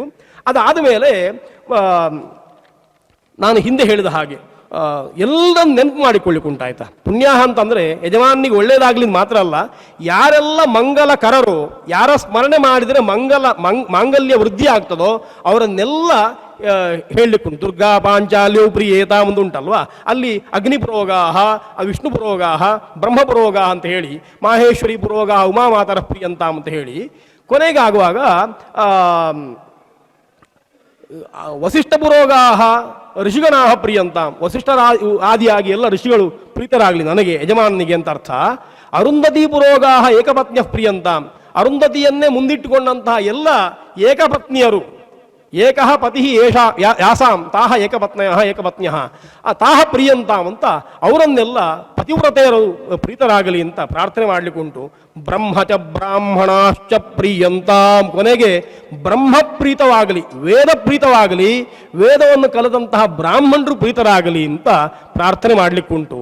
ಆಮೇಲೆ ಹಿಂದೆ ಹೇಳಿದಾಗೆ ನಿಕಾಮೇನ ಪರ್ಜನ್ಯೋ ವರ್ಷತು, ಊರಿಗೆ ಒಳ್ಳೇದಾಗಲಿ ಅಂತ, ಕೇವಲ ನನಗೆ ಮಾತ್ರ ಒಳ್ಳೇದಾಗಲಿ ಅಲ್ಲ, ಇಡೀ ದೇಶಕ್ಕೆ ಒಳ್ಳೇದಾಗಲಿ, ಗ್ರಾಮಕ್ಕೆ ಒಳ್ಳೇದಾಗಲಿ ಅಂತ ಪ್ರಾರ್ಥನೆ ಮಾಡುವಂತಹ ಅಂಶಗಳು ಅಲ್ಲಿ ಕಾಣ್ತದೆ. ಆ ರೀತಿಯಲ್ಲಿ ಪುಣ್ಯಾಹವನ್ನು ನಾವು ಮಾಡ್ತೇವೆ. ಪುಣ್ಯಾಹ ವಾಚನ ಅಂತ ಹೇಳಿದ್ದಕ್ಕೆ ನಾನು ಹೇಳ್ತಾ ಇದ್ದೇನೆ. ಬೋಧಾಂದರು ಹೇಳ್ತಾರೆ ಅಥಾ ಪರೇದ್ಯುಹು ದೇವಾನಾಂ ಅಂತ ಸೂತ್ರ. ಪರೇದ್ಯುಹು ದೇವಾನಾಂ ಅಂತ ಪೂರ್ವ ದಿನದಲ್ಲಿ ಪಿತೃಗಳ ಕಾರ್ಯವನ್ನು ಮಾಡಬೇಕು, ಋದ್ಧಿಶ್ರಾದ್ದವನ್ನು ಮಾಡಬೇಕು ಅಂತ ಅರ್ಥ. ಅಪರೇದ್ಯುಹು ಮರು ದಿವಸ ದೇವಾನಾಂ ಅಂತ ಹೇಳಿ ದೇವತೆಗಳ ಕೆಲಸ ಮಾಡಬೇಕು ಅಂತ ಹೇಳಿ. ಅಥ ಬ್ರಾಹ್ಮಣಾನ್ ಅನ್ನೇನ ಪರಿವಿಶ್ಯ ಪುಣ್ಯಾಹಂ ಸ್ವಸ್ತಿ ಋದ್ಧಿಮಿತಿ ವಾಚಯಿತ್ವಾ ಅಂತ ಹೇಳಿದ್ದಾರೆ. ಬ್ರಾಹ್ಮಣರನ್ನು ಅನ್ನೇನ ಪರಿವಿಶ್ಯ, ಅವರಿಗೆ ಸಾಮಾನ್ಯ ನಿಯಮ ಹೇಗೆ ಅಂತಂದರೆ ಬ್ರಾಹ್ಮಣರಿಗೆ ಊಟ ಹಾಕಿದ ಮೇಲೆ ಪುಣ್ಯಾಹ ಮಾಡಬೇಕು. ನಮ್ಮಲ್ಲಿ ಯಾವ ವ್ಯವಸ್ಥೆ ಹೋಗಿದೆ, ಅದಕ್ಕೆ ಗಂಧ ಪುಷ್ಪಾದಿಗಳಿಂದ ಅರ್ಚನೆ ಮಾಡ್ತೇವೆ ಅಷ್ಟೇ. ಪುಣ್ಯಾಹ ನಿಜವಾಗಿ ಕರ್ಮಕ್ಕೆ ಹೇಗೆ ಅಂತಂದರೆ ಸಂತುಷ್ಟರಾದ ಬ್ರಾಹ್ಮಣರ ಆಶೀರ್ವಾದ ಮಾಡಬೇಕು. ಅದಕ್ಕೋಸ್ಕರ ಶ್ರಾದ್ದದಲ್ಲಿ ಮಾಡಿದ ಹಾಗೆ ಕ್ಷಣಪಾದ್ಯಾದಿಗಳನ್ನೆಲ್ಲ ಮಾಡಿ ಮಂಡಲಾದ್ಯರ್ಚನೆ ಮಾಡಿ ಅವರಿಗೆ ಮಂಡಲ ಹಾಕಿ ಎಲೆ ಹಾಕಿ ಎಲ್ಲ ಪರಿವೇಷಣ ಮಾಡಿ ಕೂತ್ಕೊಳಿಸಿ ಒಳ್ಳೆಯ ಭೋಜನವನ್ನು ಬ್ರಾಹ್ಮಣರಿಗೆ ಹಾಕಿ ಕೈ ತೊಳೆದು ಅವರು ಪಾದ ಪ್ರಕ್ಷಾಲನೆ ಮಾಡಿ ಬಂದ ಮೇಲೆ ಮತ್ತೆ ಅವರಿಗೆ ದಕ್ಷಿಣ ತಾಂಬೂಲಾದಿಗಳನ್ನು ಕೊಟ್ಟು ಅವ್ರ ಹತ್ರ ಪುಣ್ಯಾಹ ಆಗಲಿ ಅಂತ ಹೇಳಿದರೆ ಖಂಡಿತವಾಗಿ ಆ ತೃಪ್ತಿ ಸಮೇತವಾದ ಪುಣ್ಯಾಹ ಆಗ್ತದೆ. ಅದನ್ನು ಹೇಳಿದ್ದಾರೆ ಬೋಧಾಂದ್ರು ಹೀಗೆ ಮಾಡಬೇಕು ಅಂತ. ಅದು ಇವತ್ತು ನಮ್ಗೆ ಆ ರೀತಿ ಮಾಡ್ಲಿಕ್ಕೆ ಆಗ್ತಾ ಇಲ್ಲ ಅಷ್ಟೇ. ಪುಣ್ಯಾಹಂ ಸ್ವಸ್ತಿ ವೃದ್ಧಿಂ, ಪುಣ್ಯಾಹವನ್ನು ಸ್ವಸ್ತಿಯನ್ನು ವೃದ್ಧಿಯನ್ನು ಅವರಿಂದ ಹೇಳಿಸ್ಬೇಕು ಅಂತ. ಸಂಪೂಜ್ಯ ಗಂಧಮಾಲ್ಯಾದ್ಯೈ ಬ್ರಾಹ್ಮಣಾನ್ ಸ್ವಸ್ತಿ ವಾಚಯೇತ್ ಧರ್ಮಕರ್ಮಣಿ ಮಾಂಗಲ್ಯೇ ಸಂಗ್ರಾಮೆ ಅದ್ಭುತ ದರ್ಶನೆ ಅಂತ ಅದಕ್ಕೆ ಸ್ಥಾನವನ್ನು ಹೇಳ್ತಾ ಧರ್ಮಕರ್ಮಣಿ ಎಲ್ಲ ಕೆಲಸಗಳನ್ನು ಮಾಡಬೇಕು, ಮಾಂಗಲಿಕವಾದ ಕರ್ಮಗಳನ್ನು ಮಾಡಬೇಕು, ಸಂಗ್ರಾಮೇ ಅದ್ಭುತ ದರ್ಶನ, ಈ ಎರಡಕ್ಕೋಸ್ಕರ ಅದನ್ನು ಮತ್ತೆ ಪುನಃ ಹೇಳಿದೆ. ಸಂಗ್ರಾಮ ಯುದ್ಧಕ್ಕೆ ಹೋಗುವಾಗಲೂ ಪುಣ್ಯಾಹ ಮಾಡಬೇಕು, ಅಂದರೆ ದಿನ ಒಳ್ಳೆಯದಾಗಲಿ ಅಂತ ಮಾಡಬೇಕು. ಅದ್ಭುತ ದರ್ಶನೆ, ಏನಾದರೂ ಘೋರವಾದ್ದು ಕಂಡ್ರೆ ಲೋಕದಲ್ಲಿ ಉತ್ಪಾತಗಳಾದರೆ, ತೊಂದರೆ ಬಂದರೆ, ರೋಗಾದಿ ಭಯಗಳು ಬಂದರೆ ಆಗ ಶಾಮ್ಯಂತು ಘೋರಾಣಿ ಇತ್ಯಾದಿ ವಚನಗಳಿರುವುದರಿಂದ ಅದಕ್ಕೋಸ್ಕರ ಮತ್ತೊಮ್ಮೆ ಪುಣ್ಯಾಹ ಮಾಡಬೇಕು ಅಂತ. ಉತ್ಪಾತಾದಿಗಳಾದರೆ, ದಾಹ ಇತ್ಯಾದಿಗಳಾದರೆ, ಅದ್ಭುತ ದರ್ಶನ ಆದರೆ, ಮಹಾರೋಗಗಳು ಬಂದರೆ ಪುಣ್ಯಾಹವನ್ನು ಮಾಡಬೇಕು ಅಂತ ಹೇಳಿದ್ದಾರೆ. ಪುಣ್ಯಾಹ ಕಾಲ ಅಂತ ಹೇಳುವುದಕ್ಕೆ ವ್ಯಾಖ್ಯಾನ ಮಾಡಿದ್ದಾರೆ. 30 ಘಟಿಕಾತ್ಮಕಂ ದಿವಾ ಪ್ರಮಾಣಂ ನವಧಾ ವಿಭಜ್ಯ 20 ಕಲಾಧಿಕ ಘಟಿಕಾತ್ರಯಾತ್ಮಕ ಭಾಗೇಶು ಪ್ರಥಮ ತೃತೀಯ ಪಂಚಮ ಸಪ್ತಮ ನವಭಾಗಾ ಪುಣ್ಯಾಹ ದ್ವಿತೀಯ ಷಷ್ಠಭಾಗವು ಶ್ಲೀಲವು ಅನಿಂದ್ಯವು ಚತುರ್ಥಾಷ್ಟಮ ಭಾಗವು ಅಶ್ಲೀಲವು ನಿಂದ್ಯವು ಇತ್ಯರ್ಥ ಅಂತ ಹೇಳಿ ದಿವಾಮಾನವನ್ನು ಪಾಲು ಮಾಡಬೇಕು. ಅದನ್ನು ಬಹುಶಃ ವಸಂತ ಭಟ್ರು ಹೇಳಲಿಕ್ಕೆ ಸಮರ್ಥವನ್ನು ಭಾವಿಸ್ತೇನೆ. ದಿವಾಮಾನವನ್ನು ಪಾಲು ಮಾಡಬೇಕು, 9 ಪಾಲು ಮಾಡಬೇಕು. ಸಾಮಾನ್ಯವಾಗಿ 30 ಗಳಿಗೆ ದಿವಾಮಾನ ಉಂಟು ಅಂತ ಎಣಿಸ್ಕೊಂಡ್ರೆ, 60 ಗಳಿಗೆ ದಿವಸದಲ್ಲಿ 30 ಗಳಿಗೆ ದಿವಾಮಾನ ಉಂಟು ಅಂತ ಎಣಿಸ್ಕೊಂಡ್ರೆ ಅದನ್ನು 9 ಪಾಲು ಮಾಡಿದರೆ 9×3 27 ಆಗುತ್ತೆ, ಮತ್ತೆ 3 ಉಳಿತದೆ. ಅದಕ್ಕೋಸ್ಕರ ಏನಾಗ್ತದೆ ಅಂತಂದ್ರೆ 20 ವಿಘಟಿ ಹೆಚ್ಚಾದಂತಹ 3 ಘಟಿ, ಅಂದ್ರೆ 3 ಗಳಿಗೆ 20 ವಿಗಳಿಗೆ ಅನ್ನುವಂಥದ್ದು ಏಕದೇಶವಾಗಿ ನಮಗೆ ಒಂದು ಭಾಗ ಅಂತ ಸಿಗ್ತದೆ. ಸೂರ್ಯೋದಯದಿಂದ ಅಷ್ಟಷ್ಟು ಭಾಗಗಳನ್ನು ಇಡ್ತಾ ಹೋದ್ರೆ ಅದರಲ್ಲಿ 1ನೇದ್ದು 3ನೇದ್ದು 5ನೇದ್ದು 7ನೇದ್ದು 9ನೇ ಭಾಗ ಏನು ಕರೀತೇವೆ, ಆ ಕಾಲ ಪ್ರಮಾಣಗಳಿಗೆ ಪುಣ್ಯಾಹ ಕಾಲಗಳು ಅಂತ ಹೆಸರು. ಅಂದ್ರೆ ಆ ಕಾಲಗಳು ಒಳ್ಳೆಯ ಕಾಲಗಳು ಅಂತ ಅರ್ಥ.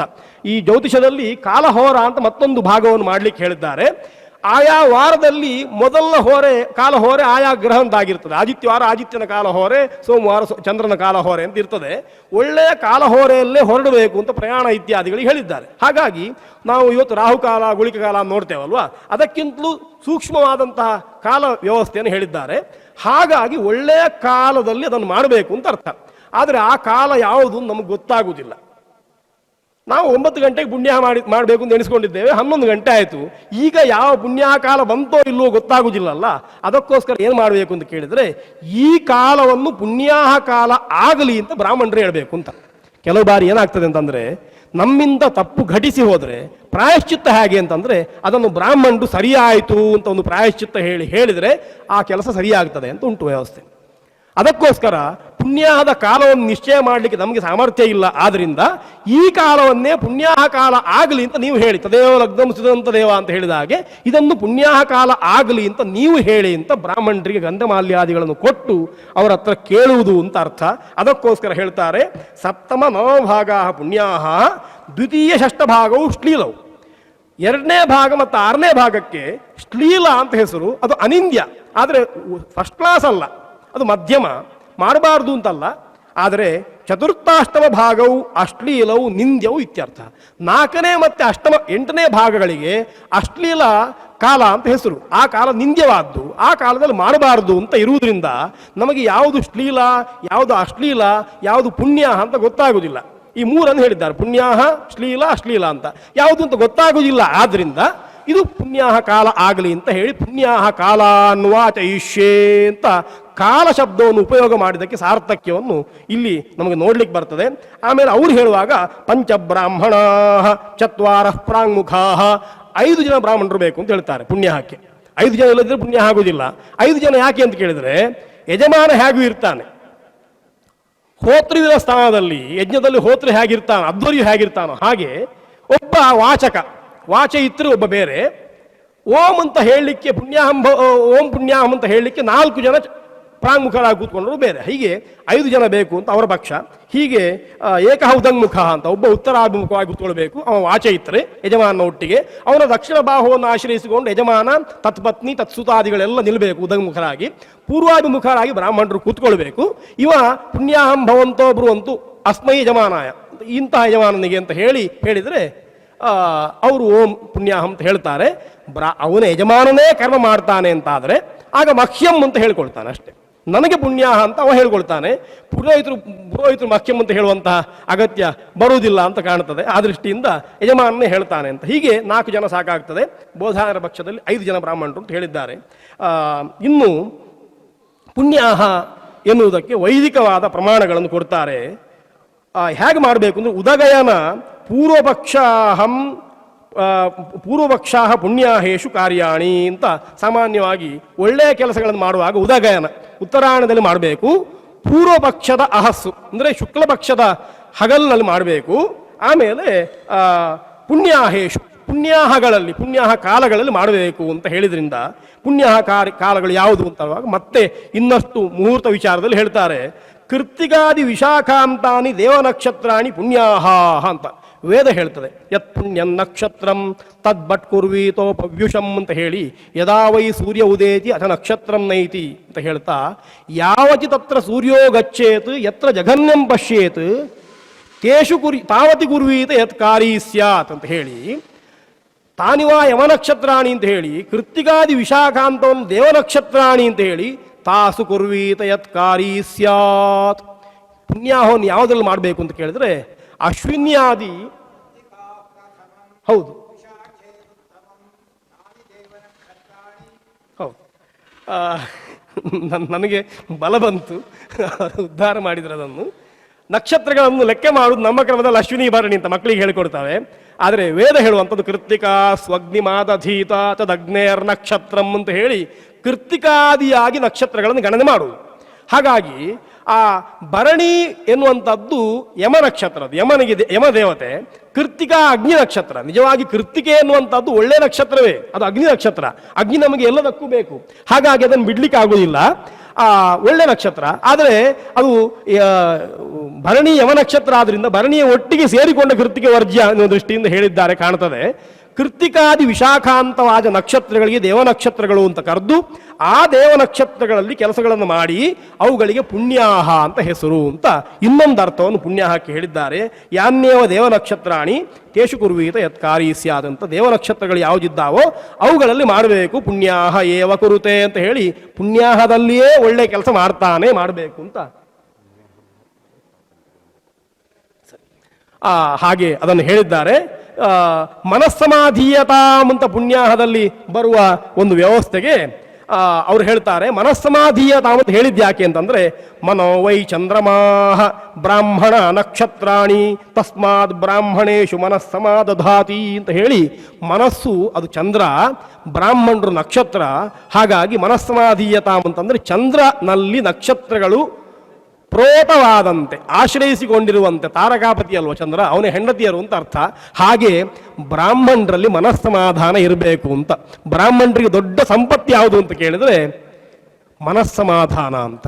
ಐಕಾಗ್ರ್ಯ ಸಿದ್ಧಿಯಾಗಬೇಕಾದರೆ ಅದು ಬ್ರಾಹ್ಮಣರಿಗೆ ಮಾತ್ರ ಆಗುತ್ತದೆ, ಮುನಿಗಳಿಗೆ ಮಾತ್ರ ಆಗ್ತದೆ. ಯಾರ್ಯಾರಿಗೆ ಐಕಾಗ್ರ್ಯ ಸಿದ್ಧಿ ಆಗಿದೆಯೋ, ಯಾರ್ಯಾರಿಗೆ ಅಲ್ಪ ಸಂತೋಷ ಉಂಟೋ ಅವರನ್ನು ಬ್ರಾಹ್ಮಣರು ಅಂತ ಕರೆಯುವ. ತಸ್ಮಾತ್ ಬ್ರಾಹ್ಮಣರಿಗೆ ಅಲ್ಪ ಸಂತೋಷ ಅಸಾಧಾರಣ ಧರ್ಮ ಅಂತ ಆಗ್ತದೆ. ಅಲ್ಪ ಸಂತುಷ್ಟಿ ಎನ್ನುವಂಥದ್ದು ಬ್ರಾಹ್ಮಣರ ಅಸಾಧಾರಣವಾದ ಧರ್ಮ. ಬ್ರಾಹ್ಮಣ ಬೇಕು ಬೇಕು ಬೇಕು ಅಂತ ಬಯಸಬಾರ್ದು, ಸಾಕು ಸಾಕು ಸಾಕು ಅಂತ ಹೇಳಬೇಕು. ಉಳಿದವರು ಬ್ರಾಹ್ಮಣನ ಹತ್ರ ಬಂದು ಬೇಕು ಬೇಕು ಬೇಕು ಅಂತ ಕೇಳುವ ಹಾಗಾಗಬೇಕು. ಬ್ರಾಹ್ಮಣ ಇನ್ನೊಬ್ಬರ ಹತ್ರ ಹೋಗಿ ಬೇಕು ಬೇಕು ಅಂತ ಕೇಳುವುದಲ್ಲ, ಉಳಿದವರು ತಮ್ಮ ಕಷ್ಟಗಳಿಗೆ ಪರಿಹಾರ ಬೇಕು ಬೇಕು ಬೇಕು ಅಂತ ಬ್ರಾಹ್ಮಣರ ಹತ್ರ ಕೇಳಬೇಕು. ಬ್ರಾಹ್ಮಣ ಕೊಟ್ಟದ್ದು ಸಾಕು ಅಂತ ಹೇಳಿ ಅವರಿಗೆ ಪರಿಹಾರ ಹೇಳಬೇಕು. ಈ ರೀತಿಯ ಅಲ್ಪಸಂತುಷ್ಟಿ ಬ್ರಾಹ್ಮಣನ ಅಸಾಧಾರಣವಾದ ಧರ್ಮ. ಅಷ್ಟೇ ಅಲ್ಲ, ಅದು ಅವನ ಶಸ್ತ್ರವೂ ಹೌದು. ಅವನಿಗೆ ಆಪತ್ತನ್ನು ಪರಿಹಾರ ಮಾಡಲಿಕ್ಕಿರುವ ಮಂತ್ರವೂ ಹೌದು. ಅದನ್ನು ಹೇಳ್ತದೆ ಶಾಸ್ತ್ರ. ಬ್ರಾಹ್ಮಣ ನಕ್ಷತ್ರಾಣಿ ತಸ್ಮಾತ್ ಬ್ರಾಹ್ಮಣೇಶು ಮನಸ್ಸಮಾದಧಾತಿ. ಹಾಗಾಗಿ ಬ್ರಾಹ್ಮಣರು ಮನಸ್ಸಮಾಧೀಯತಾ ಅಂತ ಹೇಳುವಾಗ ಮೊಬೈಲ್ ನೋಡದೆ ಅಥವಾ ಬೇರೆ ಯಾವುದೋ ಪುಸ್ತಕ ನೋಡ್ತಾ ಮೇಲೆ ಕೆಳಗೆ ನೋಡ್ತಾ ಸಮಾಹಿತ ಮನಸ್ಮಹ ಅಂತ ಹೇಳಿಬಿಡ್ತೇವೆ. ನಮ್ಮಲ್ಲಿ ಪುಣ್ಯಾಹದಲ್ಲಿ ಇವತ್ತು ಏನಾಗಿದೆ, ಪುಣ್ಯಾಹ ಅಂತಂದ್ರೆ ಅದು ಯಾರೋ 3 ಜನರ ಕೆಲಸ ಅವ್ರು ಮಾಡ್ತಾ ಇರ್ತಾರೆ, ನಾವೆಲ್ಲ ಬೇರೆ ಏನೋ ಮಾಡ್ತಾ ಇರುವ. ಹೋಮಕ್ಕಾಗುವಾಗ ಋತುಗರಣೆಗಾಗುವಾಗ ಬರುವ ಅಂತ ಒಂದು ಸಾಮಾನ್ಯವಾಗಿ ಎಲ್ಲ ಋತುಜರಲ್ಲಿ ಬಂದಿದೆ, ಕೆಲವು ಬಳಕೆಯಲ್ಲಿ ಬಂದಿದೆ. ಅದು ದೋಷ. ಅದನ್ನು ಸರಿ ಮಾಡಿಕೊಳ್ಬೇಕು. ಪುಣ್ಯಾಹಕ್ಕಾಗುವಾಗ ಎಲ್ಲ ಋತುಜರು ಬಂದು ಕೂತ್ಕೊಳ್ಬೇಕು. ಯಾಕೆ ಅಂತಂದ್ರೆ ಅದು ಕರ್ಮದ ಆರಂಭ. ಯಜ್ಞ ಪಾತ್ರೆಗಳು ಯಜ್ಞ ವಸ್ತುಗಳು ಮಾತ್ರ ಶುದ್ಧಿ ಆಗುವುದಲ್ಲ, ಋತುಜರು ಪುಣ್ಯದಿಂದ ಶುದ್ಧಿ ಆಗ್ತಾರೆ. ಶ್ರಾದ್ದಕ್ಕಾಗುವಾಗ ಅಲ್ಲಿ ಕರ್ತೃ ಭೋಕ್ತೃ ಹವಿದ್ರವ್ಯ ಭಾಂಡ ಭಾಜನಾನಿ ಅಂತ ಹೇಳಿ ಸಂಕಲ್ಪ ಮಾಡ್ತಾರೆ. ಈ ಶುದ್ಧಿ ಯಾರೆಲ್ಲ ಆಗಬೇಕು ಅಂದ್ರೆ ಕರ್ತೃ ಶುದ್ಧನಾಗಬೇಕು, ಭೋಕ್ತೃಗಳು ಶುದ್ಧರಾಗಬೇಕು ಅಂತ ಅರ್ಥ. ಹಾಗಾಗಿ ಒಂದು ಕೆಲಸ ಮಾಡ್ತಾ ಇದ್ದೇವೆ ಅಂತಂದ್ರೆ ಋತುಜರೂ ಶುದ್ಧರಾಗಬೇಕು ಅಂತ ಅರ್ಥ. ನಾವು ಶುದ್ಧರಾಗಿದ್ದೇವೆ, ಮನೆಯಲ್ಲಿ ಸ್ನಾನ ಮಾಡಿ ಬಂದಿದ್ದೇವೆ ಅಂತಲ್ಲ. ಮನಸ್ಸಮಾಧಿ ಅನ್ನುವಂಥದ್ದು ಶುದ್ಧಿಗೆ ಕಾರಣ. ಆ ದೃಷ್ಟಿಯಿಂದ ಎಲ್ಲರೂ ಪುಣ್ಯಾದ ಹೊತ್ತಿಗೆ ಸಮಾಹಿತರಾಗಿರಬೇಕು. ಸಮಾಹಿತರಾಗಿದ್ದು ಸಮಾಹಿತ ಮನಸಃ ಸ್ಮಃ ಅಂತ ಹೇಳಿದ್ರೆ ಅದು ತುಂಬಾ ಸುಂದರ ಅಂತ ಕಾಣ್ತದೆ. ಆ ರೀತಿಯಲ್ಲಿ ಪುಣ್ಯಾಹವನ್ನು ಮಾಡಬೇಕು ಅಂತ ಗೊತ್ತಾಗ್ತದೆ. ಆಮೇಲೆ ಮತ್ತೆ ಮುಂದೆ ಅಲ್ಲಿ ಮಹ್ಯಂ ಅಂತ ಹೇಳಿ ಸಹಕುಟುಂಬಿನೇ ಅಥವಾ ಸಕುಟುಂಬಿನೇ ಸಕುಟುಂಬಾಯ ಇತ್ಯಾದಿ ವಾಕ್ಯಾರ್ಥ ಉಂಟು, ಮತ್ತೆ ಬೇಕಾದನ್ನು ನೋಡುವ. ಆ ರೀತಿಯಲ್ಲಿ ಹೇಳ್ತಾ ಮಹಾಜನ ನಮಸ್ಕುರ್ವಾಣಾಯ ಆಶೀರ್ವಚನಂ ಅಪೇಕ್ಷಮಾಣಾಯ. ಯಾರೋ ಒಬ್ರು ಹೇಳ್ತಾ ಇದ್ರು ಆಶೀರ್ವಚನ ಉಪೇಕ್ಷಮಾಣಾಯ ಅಂತ. ಅದಲ್ಲ, ಆಶೀರ್ವಚನಂ ಉಪೇಕ್ಷಮಾಣಾಯ ಅಂತ ಹೇಳ್ತಾ ಇದ್ರು. ಆಶೀರ್ವಚನಂ ಅಪೇಕ್ಷಮಾಣಾಯ ಏತತ್ ಕರ್ಮ ಕರಿಷ್ಯಮಾಣಾಯ ಬ್ರಾಹ್ಮಣಾಯ ಅಥವಾ ಮಹ್ಯಂ ಅಂತ ಹೇಳಿ ಹೇಳ್ತಾರೆ. ಇದು ಯಾಕೆ ಅಂತಂದ್ರೆ ವೇದವೇ ಹೇಳ್ತದೆ. ಚಮಕ ಪ್ರಶ್ನ ಅಂತ ಉಂಟಲ್ವಾ, ವಾಜಶ್ಚಮೆ ಪ್ರಸವಶ್ಚಮೆ ಇತ್ಯಾದಿ, ಶಂಚಮೆ ಮಯಶ್ಚಮೆ ಇತ್ಯಾದಿ. ಅವುಗಳಿಗೆ ಅನ್ವಯ ಎಲ್ಲಿಯಪ್ಪ? ಅವುಗಳು ಪೂರ್ತಿ ಆಗುವುದು ಹೇಗೆ? ವಾಜಶ್ಚಮೆ ಪ್ರಸವಶ್ಚಮೆ ಅಂತ ಅಥವಾ ಶಂಚಮೆ ಮಯಶ್ಚಮೆ ಅಶ್ಮಾಚಮೆ ಮೃತ್ತಿಕಾಚಮೆ ಅಂತಂದ್ರೆ ಕೇವಲ ಅದು ಕ್ರಿಯಾಪದ ಇಲ್ಲದೆ ಹೋಯ್ತಲ್ವಾ ಕೇಳಿದ್ರೆ ಕೊನೆಗೆ ಬರ್ತದೆ ಯಜ್ಞೇನ ಕಲ್ಪಂತಾಂ ಯಜ್ಞೇನ ಕಲ್ಪೇತಾಂ ಯಜ್ಞೇನ ಕಲ್ಪತಾಂ 3 ಬರ್ತದೆ. ಏಕವಚನಕ್ಕೆ ಏಕವಚನವೂ ಬರ್ತದೆ, ದ್ವಿವಚನಕ್ಕೆ ದ್ವಿವಚನವೂ ಬರ್ತದೆ, ಬಹುವಚನಕ್ಕೆ ಬಹುವಚನವೂ ಬರ್ತದೆ. ಯಜ್ಞೇನ ಕಲ್ಪತಾಂ ಅಂತ ಬರ್ತದೆ, ಆತ್ಮ ಯಜ್ಞೇನ ಕಲ್ಪತಾಂ ಬರ್ತದೆ, ಯಜ್ಞೇನ ಕಲ್ಪೇತಾಂ ಬರ್ತದೆ, ಯಜ್ಞೇನ ಕಲ್ಪಂತಾಂ ಬರ್ತದೆ. ಈ ಎಲ್ಲವೂ ಕೂಡ ಯಜ್ಞವನ್ನು ಅನುಷ್ಠಾನ ಮಾಡುವುದರಿಂದ ನನಗೆ ಸಿಗಲಿ ಅಂತ ವೇದದ ಬ್ರಾಹ್ಮಣನ ವಚನ, ಅವನ ಆಂತರ್ಯ. ಹಾಗಾಗಿ ಪುಣ್ಯಾಹವು ಹಾಗೆ ನನಗೆ ಈ ಎಲ್ಲ ಮಂಗಲಕರವಾದ ವಸ್ತುಗಳು, ಮಂಗಲಕರವಾದ ಕಾಲಗಳು, ಮಂಗಲಕರವಾದ ಧರ್ಮಗಳು ಪುಣ್ಯಾಹ ಎನ್ನುವ ಕ್ರಿಯೆಯನ್ನು ಮಾಡುವುದರಿಂದ ನನಗೆ ಅವುಗಳು ಸಿಗಲಿ ಎನ್ನುವಂತಹ ದೃಷ್ಟಿಯಿಂದ ಪುಣ್ಯಾಹವನ್ನು ಮಾಡ್ತಾನೆ ಅಂತ ಅರ್ಥ. ಇದನ್ನು ಇಟ್ಟುಕೊಂಡು ಮಾಡಬೇಕು ಅಂತ. ಆಮೇಲೆ ಬ್ರಾಹ್ಮಣರಿಂದ ಆ ಪುಣ್ಯಾಹದ ಅನಂತರದಲ್ಲಿ ಆ ಕಲಶವನ್ನು ಎತ್ತಿಕೊಂಡು ಪುಣ್ಯಾಹಂ ಭವಂತೋ ಬರುವಂಥದ್ದು ಹೇಳಬೇಕು. ಅದಾದ ಮೇಲೆ ಆ ಕಲಶ ಜಲದಿಂದಲೇ ಯಜಮಾನನಿಗೆ ಪತ್ನಿ ಪುತ್ರಾದಿಗಳಿಗೆ ಪ್ರೋಕ್ಷಣೆ ಮಾಡಬೇಕು. ಅದು ಅಭಿಮಂತ್ರಿತವಾದ ಜಲ ಅದರಿಂದ ದೇಹ ಶುದ್ಧಿ ಆಗ್ತದೆ ಅಂತ. ಹೀಗೆ ಕೊನೆಗೆ ಪುಣ್ಯಾಹ ವಾಚನೆಗೆ ಸಾದ್ಗುಣ್ಯಕ್ಕೋಸ್ಕರ ಋತುಜರಿಗೆ ದಕ್ಷಿಣೆ ಕೊಟ್ಟು ಅವರಿಗೆ ನಮಸ್ಕಾರ ಮಾಡಿ ಆಶೀರ್ವಾದವನ್ನು ಯಜಮಾನ ಸ್ವೀಕಾರ ಮಾಡಬೇಕು. ಇದನ್ನು ಎಲ್ಲ ಒಳ್ಳೆಯ ಕೆಲಸದ ಆರಂಭದಲ್ಲಿ ಮಾಡಬೇಕು. ಕೊನೆಗೂ ಮಾಡಿಸಿಕೊಂಡ್ರೆ ಕರ್ಮದ ಪೂರ್ತಿ ಫಲ ಯಜಮಾನನಿಗೆ ಸಿಗುತ್ತದೆ ಅಂತ ಪುಣ್ಯಾಹ ವಾಚನಕ್ಕೆ ಫಲವನ್ನು ಹೇಳಿದ್ದಾರೆ. ಈ ನನಗೆ 2 ವಿಷಯ ಕೊಟ್ಟಿದ್ದಾರೆ. ಒಂದು ಪಂಚಗವ್ಯ ಅಂತ ದೇಹ ಶುದ್ಧಿಗಿರುವಂಥದ್ದು, ಅದನ್ನು ಮತ್ತೆ ಸಮಯ ಇದ್ದರೆ ಪ್ರಶ್ನೋತ್ತರದ ಹೊತ್ತಿಗೆ ಇತ್ಯಾದಿಗಳಲ್ಲಿ ವಿಚಾರ ಮಾಡೋ. ಇವತ್ತು ಅದನ್ನು ಮಾಡಲಿಕ್ಕೆ ಸಮಯ ಆಗ್ತಾ ಇಲ್ಲ. ಉಳಿದವರ ಸಮಯವನ್ನು ನಾನು ಅಪಹಾರ ಮಾಡುವುದಿಲ್ಲ, ಈಗಷ್ಟೇ ಮಾಡಿದ್ದೇನೆ ಬೇಕಾದಷ್ಟು. ಆ ದೃಷ್ಟಿಯಿಂದ ಪುಣ್ಯಾಹದ ವಿಷಯದಲ್ಲಿ ಇನ್ನೇನಾದರೂ ಪ್ರಶ್ನೆ, ಅದು ತುಂಬ ಪ್ರಶ್ನೆ ಉಂಟು, ಇರ್ತದೆ. ಯಾಕೆಂತಂದರೆ ಅಷ್ಟು ಗಹನವಾದ ವಿಷಯ ಅದು. ಆ ಪ್ರಶ್ನೆಗಳನ್ನು ಮತ್ತೆ ಕೇಳುವ, ಅದನ್ನು ವಿಚಾರ ಮಾಡುವ. ಇಲ್ಲಿಯವರೆಗೆ ಸಮಯವನ್ನು ಕೊಟ್ಟದ್ದಕ್ಕೆ ಧಾರ್ಮಿಕ ಚಿಂತನಾಸಕ್ತರಿಗೆ ತುಂಬ ಒಳ್ಳೆಯ ಕೆಲಸ ಮಾಡ್ತಾ ಇದ್ದಾರೆ. ಅದು ನಿಮಗೆ ಎಷ್ಟು ಉಪಯೋಗ ಗೊತ್ತಿಲ್ಲ, ನಮಗೆ ಉಪಯೋಗ ಆಗ್ತದೆ, ತುಂಬ ಉಪಯೋಗ ಆಗ್ತದೆ. ಆ ರೀತಿಯ ಇಷ್ಟು ವರ್ಷದಿಂದ ನನ್ನನ್ನು ಬಿಡದೆ ಹಿಡ್ಕೊಂಡಿದ್ದಾರೆ. ಅದಕ್ಕೋಸ್ಕರ ಪ್ರಭಾಕರರು ಇದ್ದಾರೆ. ಅದಕ್ಕೋಸ್ಕರ ಗೋವಿಂದ ಭಟ್ರಿಗೆ ಮತ್ತು ಅವರ ಹಿಂದೆ ಕಾಣದೆ ಕೆಲಸ ಮಾಡುವಂತಹ, ನಿರ್ವ್ಯಾಜವಾಗಿ ಕೆಲಸ ಮಾಡುವಂತಹ ಒಂದಿಷ್ಟು ಜನ ಇದ್ದಾರೆ. ಯಾರ ಹೆಸರು ನನಗೆ ಗೊತ್ತಿಲ್ಲ, ಎಲ್ಲರ ಮುಖ ಪರಿಚಯ ಉಂಟು. ಅವರು ಎಲ್ಲರಿಗೆ ದೇವರು ಒಳ್ಳೇದು ಮಾಡಲಿ ಅಂತ ಭಾವಿಸ್ತೇನೆ, ಕೇಳಿಕೊಳ್ತೇನೆ. ನೀವೆಲ್ಲ ಬಂದಿದ್ದೀರಿ, ನಿಮ್ಮೆಲ್ಲರಿಗೆ ಎಲ್ಲರಲ್ಲಿ ಅತ್ಯಂತ ಸಣ್ಣವ ನಾನು, ಮತ್ತ ಪ್ರತ್ಯವ ಕಶ್ಚಿತ್ ನಾಸ್ತಿ. ಹಾಗಿರುವಾಗ ನನ್ನ ಮಾತನ್ನು ಇಲ್ಲಿವರೆಗೆ ನೀವೆಲ್ಲ ಸಮಾಧಾನದಿಂದ ಸಾವಧಾನರಾಗಿ ಕೇಳಿದ್ದೀರಿ.